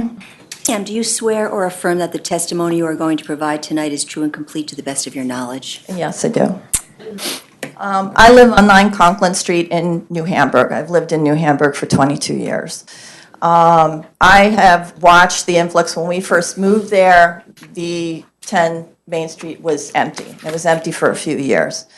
And then began New Hamburg Cafe, and a whole slew of different food-related establishments followed. And I know for a fact that J Cafe, particularly was run by the Buddhists, and River House, those were sit-down restaurants. So in regard whether that's legal or not, they were there and they operated. I would say that I want to just say this up front because I love New Hamburg. I really do. My husband and I have raised our kids there. It's a wonderful community. It's a tight community of, well, I won't even say it's a tight community. It's like an extended family where you kind of know what everybody's sort of doing and get into scraps with each other and don't or whatever. But we look out after each other, and we know when something's up with somebody, and people come out and help one another. And the fact that we are at this point angers me and upsets me to no degree. I totally support Phil. I do. A lot of people in this community always wanted a restaurant there, a place that we could walk to and we could get a meal. We didn't know, perhaps, that it wasn't allowed by the zoning. We didn't know, okay? But the fact is the town of Poughkeepsie did. And the fact is my reading of the zoning laws, which could be completely incorrect, but my reading of the special use permit is that every single new business that goes in there is supposed to apply for one. It's not like a variance. It doesn't live with the building. Every new business that goes in there is supposed to apply for a special use permit. And not only that, in order to get a building permit or to get a C of O, the building inspector needs to see that special use permit and needs to see the site plan. So the fact that there was a special use permit from 2011 somehow got grandfathered in, again, unless I'm really missing something, that's actually not a thing. And so each of these people was supposed to have one and didn't. And yet I know for a fact that in River House, when it was David Russo, he had major work done to that building that required the building inspector to come back several times. And in fact, wouldn't give him a C of O until the work was proper. Well, where was the check back that it was even zoned for that? He was absolutely running a restaurant out of there. It was a sit-down restaurant. And the fact is, Phil, I know, actually was in contact with the building inspector asking for permission, confirmation that he could take occupancy. And he was given it by the town.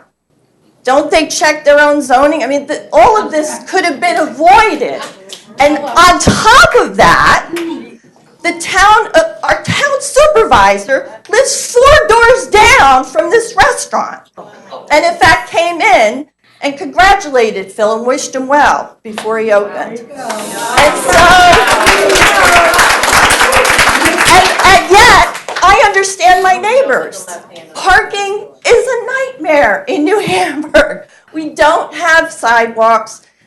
A lot of people, their doors literally open onto the street. Their front door is literally 10 feet off of the street.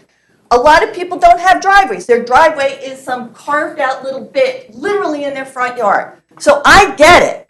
It's like, it may not seem like a lot of parking, but it's really in people's front yards. It's that, and people do need to be sensitive to that. It may not seem like a big deal, but it is a big deal. It's like a little ownership of the space in front of your house. It's like the extension of your house. So that's the thing, is people who come to Cafe Con Leche need to be really respectful of that. Everybody needs to be respectful of everyone. But part of this I can't deal with.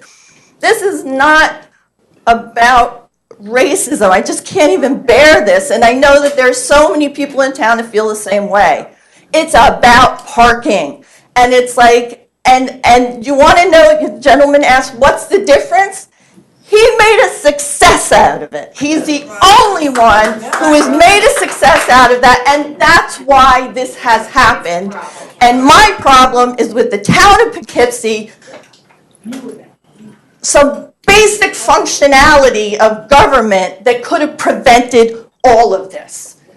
And I hope that we can find some compromise here that ends up working to knit this all back together again, because this is just awful. Thank you.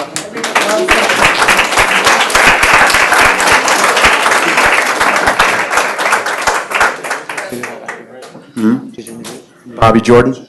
Bobby, do you swear or affirm that the testimony you're going to provide tonight is complete to the best of your knowledge? Yes, ma'am. I don't know how I'm going to follow that up, but I just wanted to say I'm a small business owner. I own a cafe. I serve sandwiches and coffee. I go to Cafe Con Leche to get sandwiches and coffee. I go to Yankee games. I take Metro North. I go to Ranger games. I take Metro North. I always stop into Cafe Con Leche for coffee or whatnot. I do striper fishing in the spring.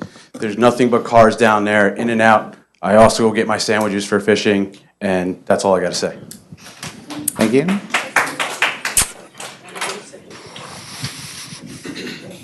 Robert Gomez.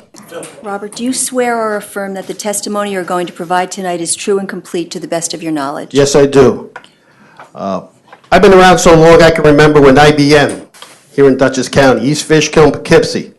Guess what? Fast forward 50 years later, we now have the small businessman, a successful businessman. So I'm just going to tell you the facts as I see them. I've been there. I've witnessed the traffic in and out of there. 60-40, 50-50, take in, dine, sit down, take out. It's about the same. Limited hours, limited menu, gourmet deli. Like people have testified here tonight. People come from the tri-state area. I myself come from Ulster County over here to eat and take out. You cannot get a finer, better restaurant, Puerto Rican, anywhere within 50 miles of here, I would dare say. Family-run business. What does that mean? What do I see? I see people on the payroll. I see payroll taxes being paid. I see county sales tax, Dutchess County collecting sales tax here. Okay, I see a community involvement here, community support. I agree with the lady who spoke. There has to be some sort of compromise. You folks have the task of drawing a fine line. What is this? What is this establishment? Okay, I just hope that, okay, if you go under prior use, under special use permit, this was allowed. It was allowed. The problem was they never were successful. Why take it out on this man now, when he's making this flourish? Okay, New Hamburg is on the map because it's got a Metro North rail station, it's got a Bottini oil terminal in there, and it's got White's Marina. That's it. A couple of houses, fine. Reach a compromise between the community and the small business owner. Please, it's got to be done. You guys are tasked with this. Good luck.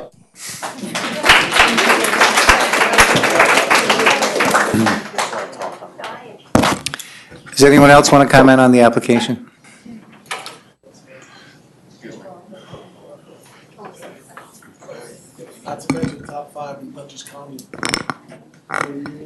Thank you. Can you hear? Yeah, my name is Dan Fannon, Fannon. Do you swear or I live affirm in that New the Hamburg. testimony, excuse me, do you sorry. swear or affirm that the testimony you're going to provide tonight is, Sorry? okay. Do you swear or affirm that the testimony you're going to provide tonight is true and complete to the best of your knowledge? Absolutely. Okay. I am also the Commissioner for Ward 1 of the town of Poughkeepsie Historic Preservation. So on that level, there's a really great interest of the commission in this particular building. It is very vulnerable. It is not a two-family. Legally, it cannot be a two-family, all right? If you pull the card on it, it's mixed commercial. That's what it says. I know when you're looking at grandfathering and talking about history and land use, I know the 19th and early 20th century doesn't kind of play in this, but to give you some kind of a perspective, in New Hamburg, there were 4 hotels that also had restaurants in them. One of them was number 10 Main Street, all right? That lasted into the 20th century. Okay, that's ancient history.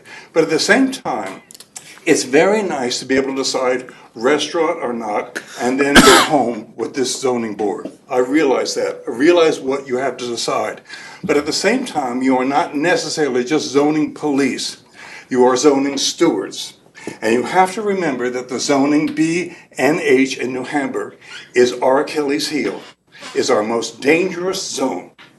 It takes the historic district of Main Street down to the river, past the Bottini oil fields, the marina, and back to the train tracks. We know that we have a marina that probably in a few years the owners are going to retire. We don't know what's going to happen. What's interesting, of course, in this, so many things have been grandfathered in over the years, all right? So if you look at the history of grandfathering, and I'm not saying this applies necessarily to your definition, but if you see what was there, all right, and what's probably most disturbing to the community is we have this wonderful zoning that everybody's now black letter law. Is it a restaurant? Is it this? Is it an outhouse? Whatever the thing is, and everybody decides. And our most singular difficult problem, the biggest thing we have is the Bottini oil field. And you look through that zoning code, and there's not one mention of it. And why? Because in the 19th and early 20th century, it was the Millard coal and lumber yards. And that got grandfathered in because coal naturally then went into oil. But there's not even a mention of that in all the zoning. It isn't there. It's what the buildings are, what this, what mixed use and all the various things, but nothing about that. So I'm just encouraging you to understand that your decision tonight is not just singular about one building and about one restaurant, one cafe, one takeout. You're dealing with something that's very important and the Achilles heel of a very important community for which we will fight. Thank you.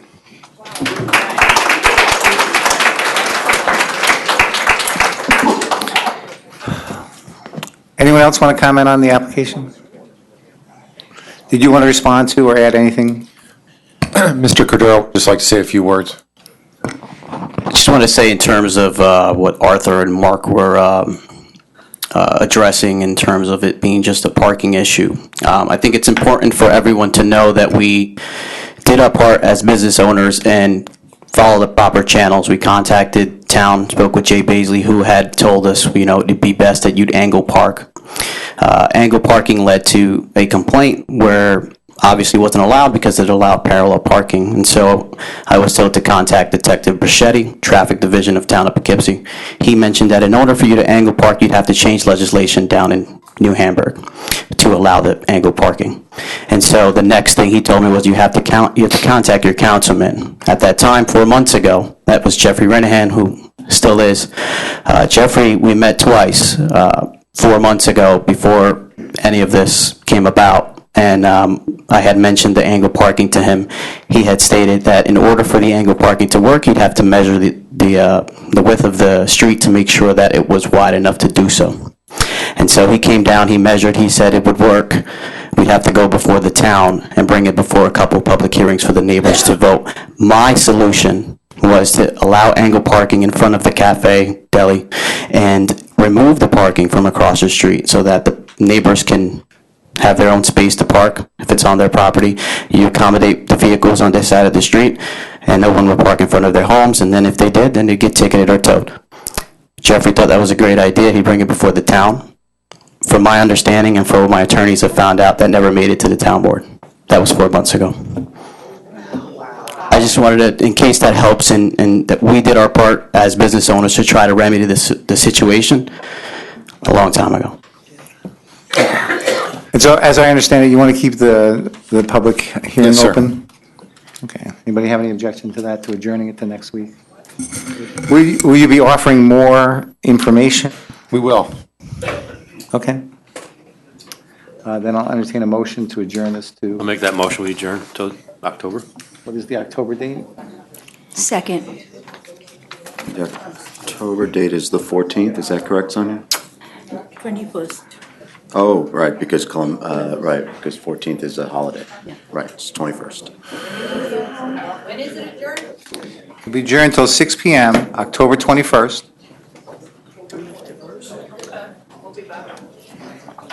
Okay. So, I'm sorry, was there a second? Sorry? Second.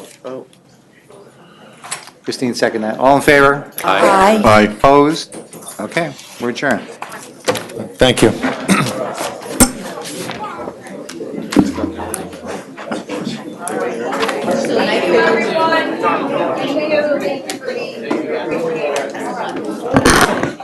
Paul, you want to take a 2-minute recess?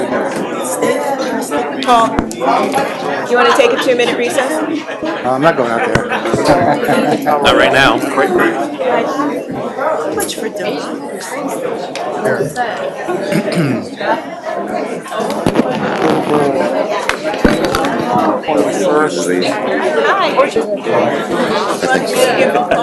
It's on the website still. Made it pretty obvious though. I don't think it was 26th or 21st? Did I write 26? the whole thing with parties. Thank you. Paul, what is it through? They're not usually this long. Oh, no, I know. Hey, Josh, I will phone number now. They all deliver now. Yeah. I can give it to you tonight.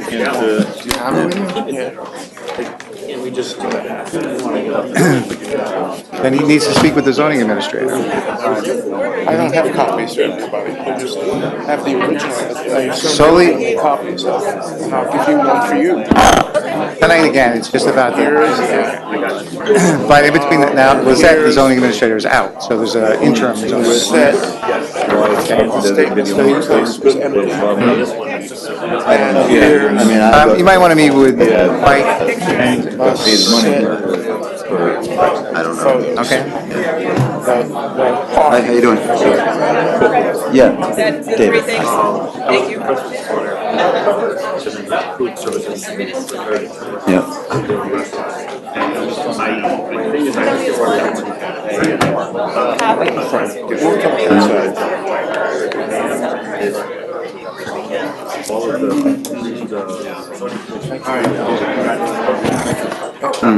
Hey, Josh, I don't have another set of photos, they're just copy.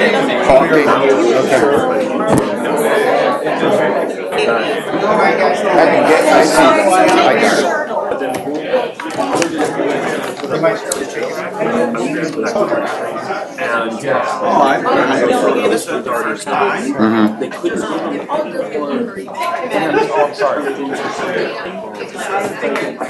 My question is,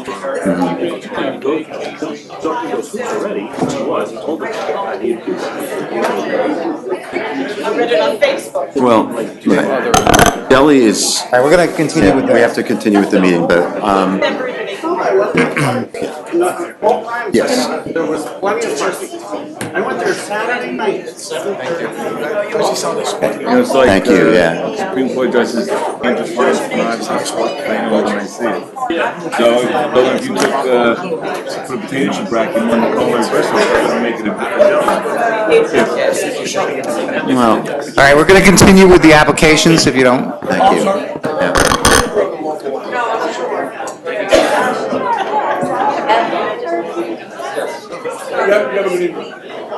I'm sorry. That's all right.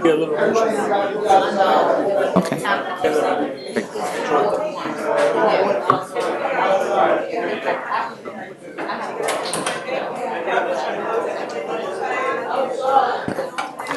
All right, next on the agenda is number 7, Eric and Christine Meshing.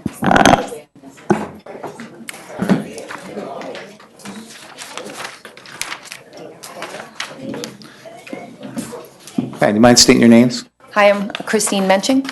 Eric Menching.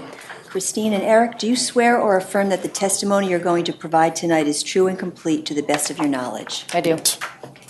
Okay, do you want to describe what you want to do?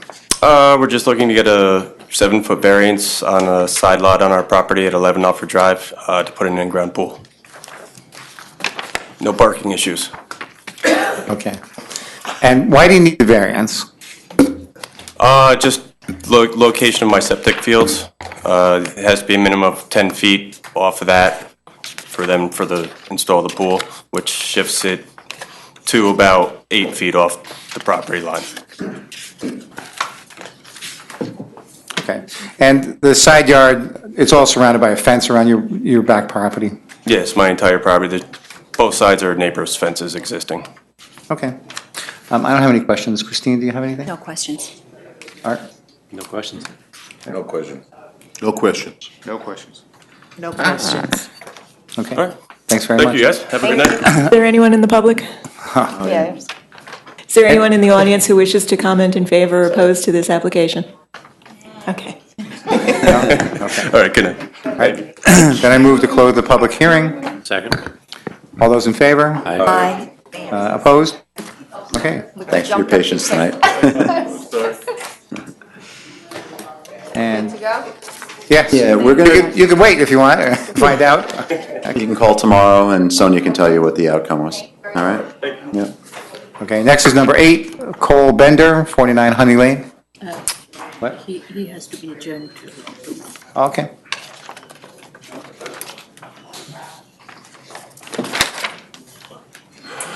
What's your name? Cole Bender.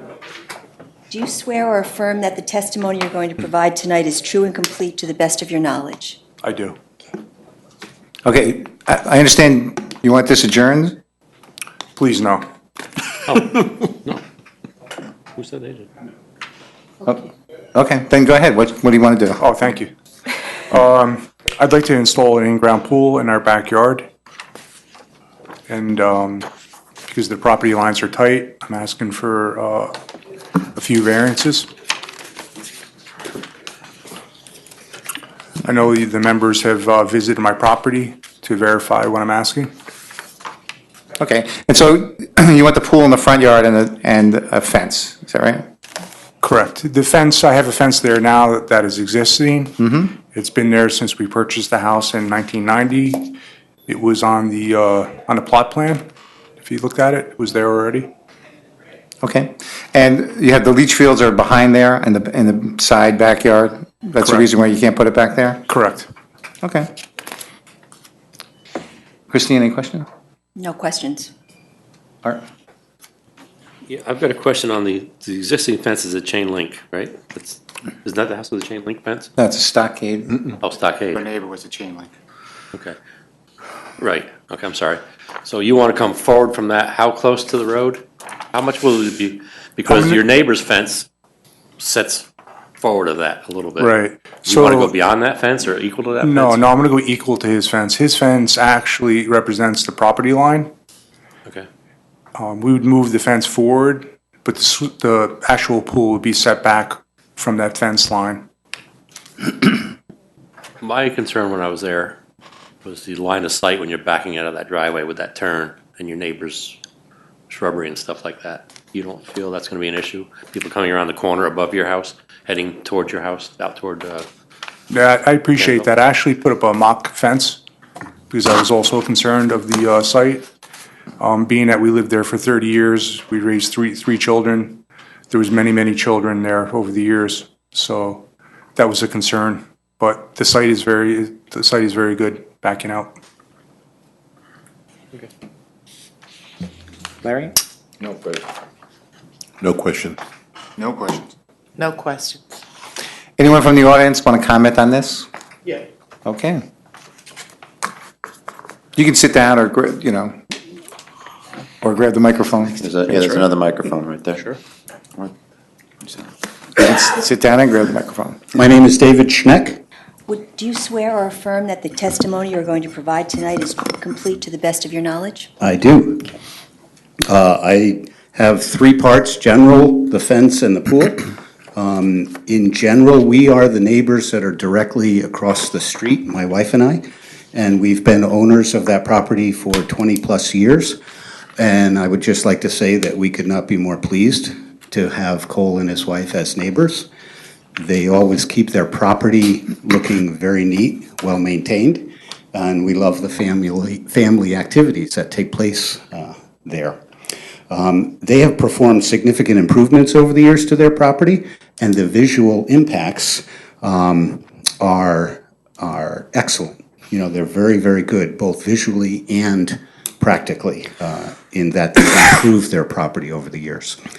I do want to make it clear that the location where they're putting the fence and the pool is, even though it's considered by the board as the front yard, it's actually a side yard because they live on a corner property lot, and their yard, the front yard, actually is more toward the corner of the street, and it wraps around both sides. So the zoning that says it has to be in the backyard or can't be in the front yard, it's not really the front yard. To us, it looks like the side yard, and we're directly across from them. The existing fence, and we talked about that already, is 6 feet closer to the road and is covered with a hedge. So the visual impact as far as impairing any traffic going by would not be anything that's not already there. It would not impede the traffic in any way, and that's also a dead end for traffic coming from that direction. So traffic is very minimal. The fence will not create a visual negative impact for us as neighbors, and it will not block the view of their front yard from us. So it's not like we're going to be looking at this big fence. We can still see their full house and the full front yard, even with the fence installed. The pool itself, pool activities will not create a visual impact for us, obviously because of the fence. And as a previous resident, we had a pool for 35 years where we lived previously, and we recognize the value, the family value of a pool, and that there are many pools in this neighborhood. Specifically, as you guys know, these properties are very small, and as you visited this property, you can see how small they are. And if we were to try and put a pool in our yard, we would necessarily have to get a variance because there's physically no place to put a pool in our yard without that variance. So the variance for the 15-foot requirement in our neighborhood is unrealistic. And the fact that they're asking for a minimal variance is minor and not intrusive, I don't believe. So we are obviously in favor of allowing for the variance, and we also were before the board recently to do some building construction in which variances similar to this were granted, and it's very appreciated. So that's it. Thank you. Any questions? No? Okay. Then I'll move to close the public hearing. Move. Second. Yeah, all those in favor? Aye. Aye. Opposed? Okay. Thank you. Thank you very much. Thank you.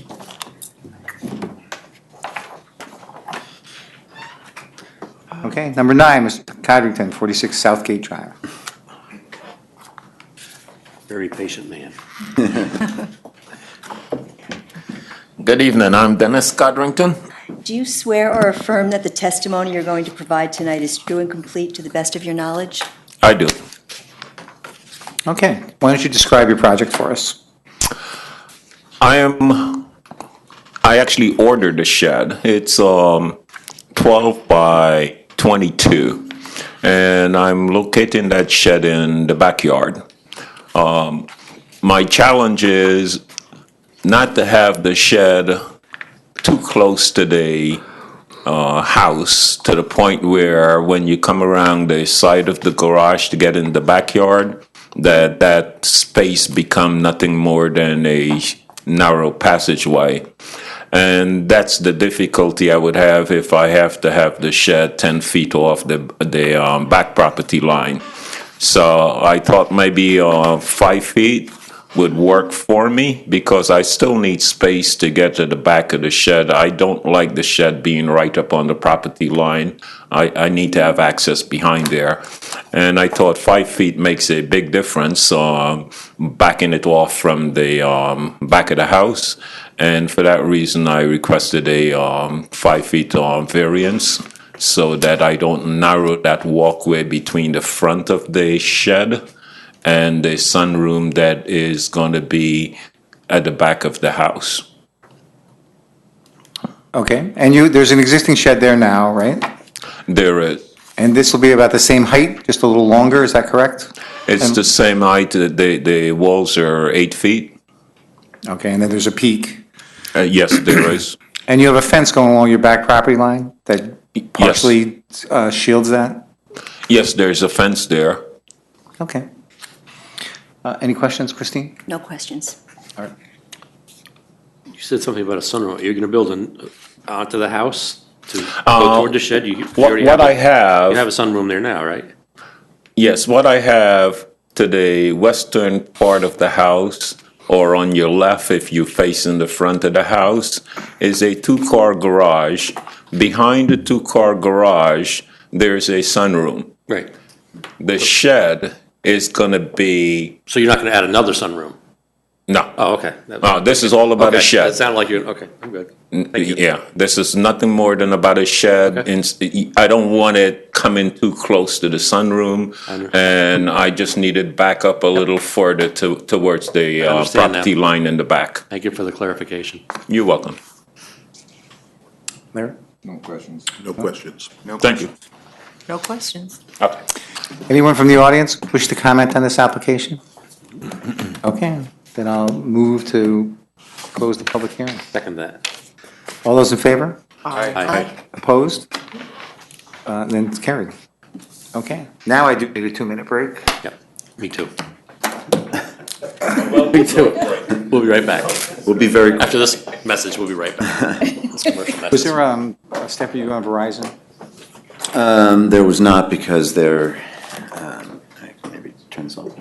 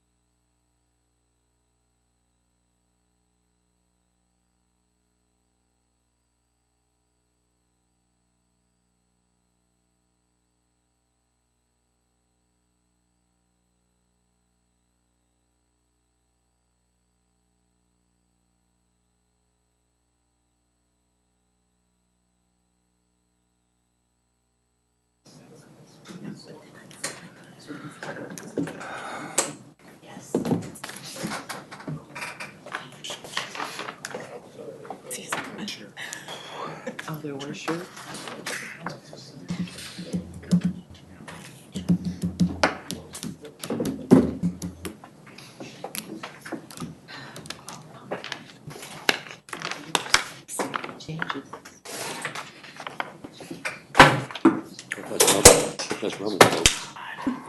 Yes, I need. Definitely need it tonight. Ready? All right, we're back in session. I think we can address item number 8 on the agenda, Cole Bender. I'd like to offer these findings. Whether an undesirable change will reduce in the character of the neighborhood or a detriment to nearby properties will be created by the granting of the area variance. The applicant and a review of the site indicates that there's really, there's no place else to put it. He would require a variance to do anything across there. There are no real site problems, so I don't believe that there's any undesirable change. Whether the benefit sought by the applicant can be achieved by some method feasible for the applicant to pursue other than area variance, I don't see any other way that he can achieve this without an area variance. It is substantial in the sense that the amount of the variance, however, it is a small lot, so in that case, the impact is kind of small. And whether the proposed variance will have an adverse effect or impact on the physical or environmental conditions in the neighborhood or district. There are other pools and fences in the neighborhood, so I don't see that there's any impact there. And whether it,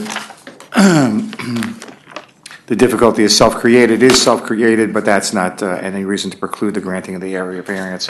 I would offer those findings if we choose to grant the variance. Christine, you want to? Sure, that's number 8. Does anyone have a problem with the variance?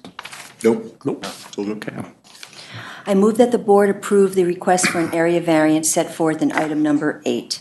This decision is based on a review of the application, testimony of the applicant, testimony offered in the public hearing, and results of site visits by board members. In approving this variance, the board adopts the findings as set forth by the chair. So move. Second. Any discussion? All those in favor, signify by aye. Aye. Aye. Opposed? That motion is carried. Good night. Thank you. Why don't we do number 9 next? Dennis Codrington. Again, I would offer these findings, assuming we're going to grant the variance. Whether an undesirable change will be reducing the character of the neighborhood or a detriment to nearby properties will be created in the granting of the area variance. A review of the area indicates that most of the other properties have sheds. There's an existing shed there now, which the addition of this one should not have no great impact on the neighborhood or the nearby properties. Whether the benefits sought by the applicant can be achieved by some method feasible for the applicant to pursue other than an area variance. In the area where he wants to put this shed, it's impossible to put it there without a variance. And whether the area variance is substantial. In light of the unusual topography and shape of that piece of property, I think the impact is not that substantial. And whether the proposed variance will have an adverse effect or impact on the physical or environmental conditions of the neighborhood or district. Again, many other neighbors have sheds. This shed will be somewhat concealed by an existing fence, and therefore I think that that'll be minimum. And it is self-created in the sense that he wants to put up a structure in this area, but that's no reason to deny the variance. And I would offer those findings, assuming you want to grant the variance. Is there any objection to that? Any additions that you want to make? You want to make a motion? I move that the board approve the request for an area variance set forth in item 9. This decision is based on a review of the application, testimony of the applicant, testimony offered in the public hearing, and results of site visits by board members. In approving this variance, the board adopts its findings, those set forth by the chair. No amendments, right? So moved. Second. All those, any discussion? No? Okay, all those in favor? Aye. Opposed? The motion is carried. Good luck. All right, now we'll go to the top of the... You just come back in to get a permit, that's how it works? Yes, tomorrow building permit. Okay. Thank you. Thank you. All right. Oh, jacket, sir? Oh. Ma'am, somebody? There's another one back there. can collect jackets. Yeah. That end seat's very active, isn't it? Yeah. I gotta get my steps in. Thank you. All right, this brings us to the top of the agenda, number one, Verizon Wireless. Does anybody have any feelings about this one? The height was reduced to 45 feet, and the 6-foot fence will have the shielding, will be maintained. I think it's a win for the neighborhood. We give the firehouse a little bit of money, which is not a bad thing Can't either. hurt that. If we have a different carrier, do we have to recuse ourselves?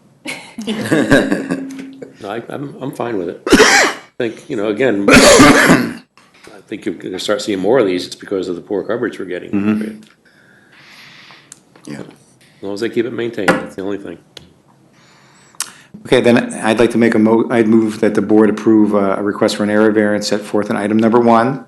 Decision is based upon a review of the application, testimony of the applicant, testimony offered in the public hearing, results of site visit by the board members, and the staff report. I would amend that, of course, that the height was reduced to 45 feet from the request for 50 feet.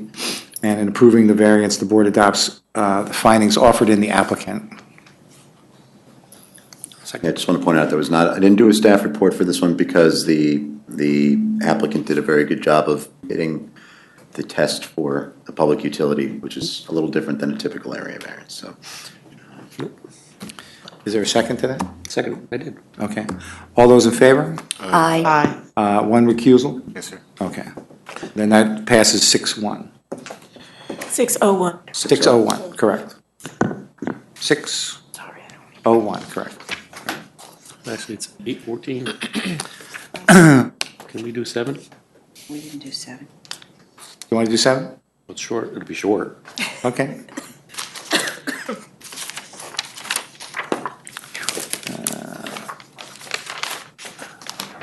Larry, do you want to do number 7? Well, let me make the findings. Let me make sure where it is. 11 Upper Drive.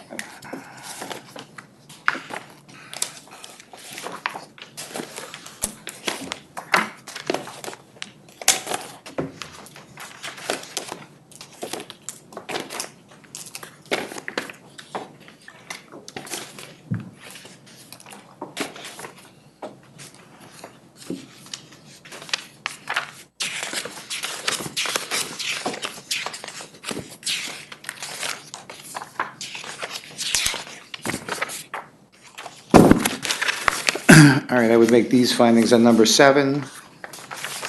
Whether an undesirable change would reduce in the character of the neighborhood. I don't see the pool will be surrounded by a fence. I don't see that it has any impact on the neighborhood. Whether the benefit sought by the applicant can be achieved by some method feasible for the applicant to pursue other than an area variance based upon the layout of his septic fields. There's no other way for him to achieve this without an area variance. Whether this requested area variance is substantial, it is in the sense in the number of feet asked for, but based upon the available location to place it, it's insubstantial. It's minimal. Whether the proposed variance will have an adverse effect on the physical or environmental conditions in the neighborhood or district, I don't see that there's any impact to the neighbors. And while it was self-created, that's not a reason to deny the application. I would move those findings. Second that, if it needs a second. I offer those findings. I'll still second that. Okay, so is it Larry's motion then? I move the board approve the request for an area variance set forth in item number 7. This decision is based on a review of the application, testimony of the applicant, testimony offered in the public hearing, and results of site visits by board members. In approving this variance, the board adopts the findings as set forth by the chair. Second. Any discussion? All those in favor? Aye. Aye. Opposed? Recused? Okay, it passes 7-0. And then we'll go back to, bless you. Bless you. 2 7, okay, so Items 2 through 5. We listened to the testimony of the applicant. Yes. And reviewed the application, the pictures. And we have I think the county is against this, correct? And yes, and then there's a staff report as well. The county's against it in total, correct? Yes, so. And there's a staff report. Does anybody have any objections or any concerns with the staff report's findings? None at all. Okay. And Tony, do you mind doing a motion? I guess, Well, So you're gonna are we voting to, is the motion going to be to deny? I would think so, Okay. right? That's That's to deny based upon the consensus. staff recommendations? Okay. And these, okay, I move that the board deny the request for area variances set forth in items number 2 through 5. This decision is based on a review of the application, testimony of the applicant, testimony offered in public hearing, results of site visits by board members. Also, in denying this variance, the board adopts the findings as noted, or the concerns as noted by the county, as well as the findings set forth by our staff reports. Is there a second? Second. I need to, this is an unlisted action. Oh, so we need to do Right, that. so, I just, as I was looking at my staff report, realizing that, yes, so there was there is a draft of the part 2 and part 3 that I prepared for you if you want to issue a neg deck. The thought is that it's still, it would have a negative, the proposed signs would have a negative impact on the community, but it would not, we wouldn't classify them as large or moderate even, that they're small and localized in nature, and so that's why we give it a neg deck, even though the motion is to deny the variance. All right, so based upon the short EAS form, I'm make a motion that it's, there's a negative declaration, but it's only a small impact may occur. Negative? Yes. Neg deck, yeah. You want me to sign that? You want you to sign it? Yeah, you can sign it. No, I'll just change this. So we need a vote on the neg deck, right?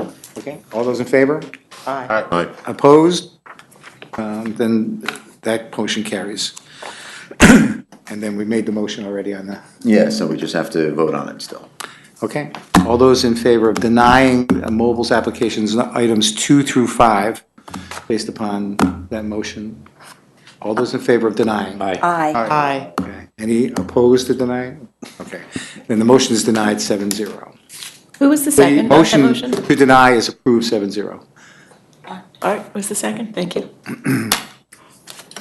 And then finally, there's a request from the planning board to be lead agency on Salt Point Center, 53 Salt Point Turnpike. Do we make a motion on that, or do we just, that's just a request? It's really just a request, I guess. Do we need a motion for that? Yes, well, it would help the planning board if the zoning board could do it, because I don't know if the 30 days will be up before the planning board is next in session. So if the zoning board consents, then they don't have to wait the full 30 days. So I always think it's helpful for the zoning board to actually consent to the planning board being lead agency. In that case, I'd make a motion to consent to planning board being lead agency on Salt Point Center, 53 Salt Point Turnpike. I'll second that. Any discussion? All those in favor? Aye. Opposed? Okay, that passes 7-0. Seeing no other business, I'd make a motion to adjourn. I'll second that. All those, any discussion? Doesn't want to talk about that? Let's talk about that for a little while. Okay. All those in favor? Aye. Okay. Opposed? Then we're adjourned. Thank you very much tonight. Thank you. Thank you for keeping it Nice moving. job.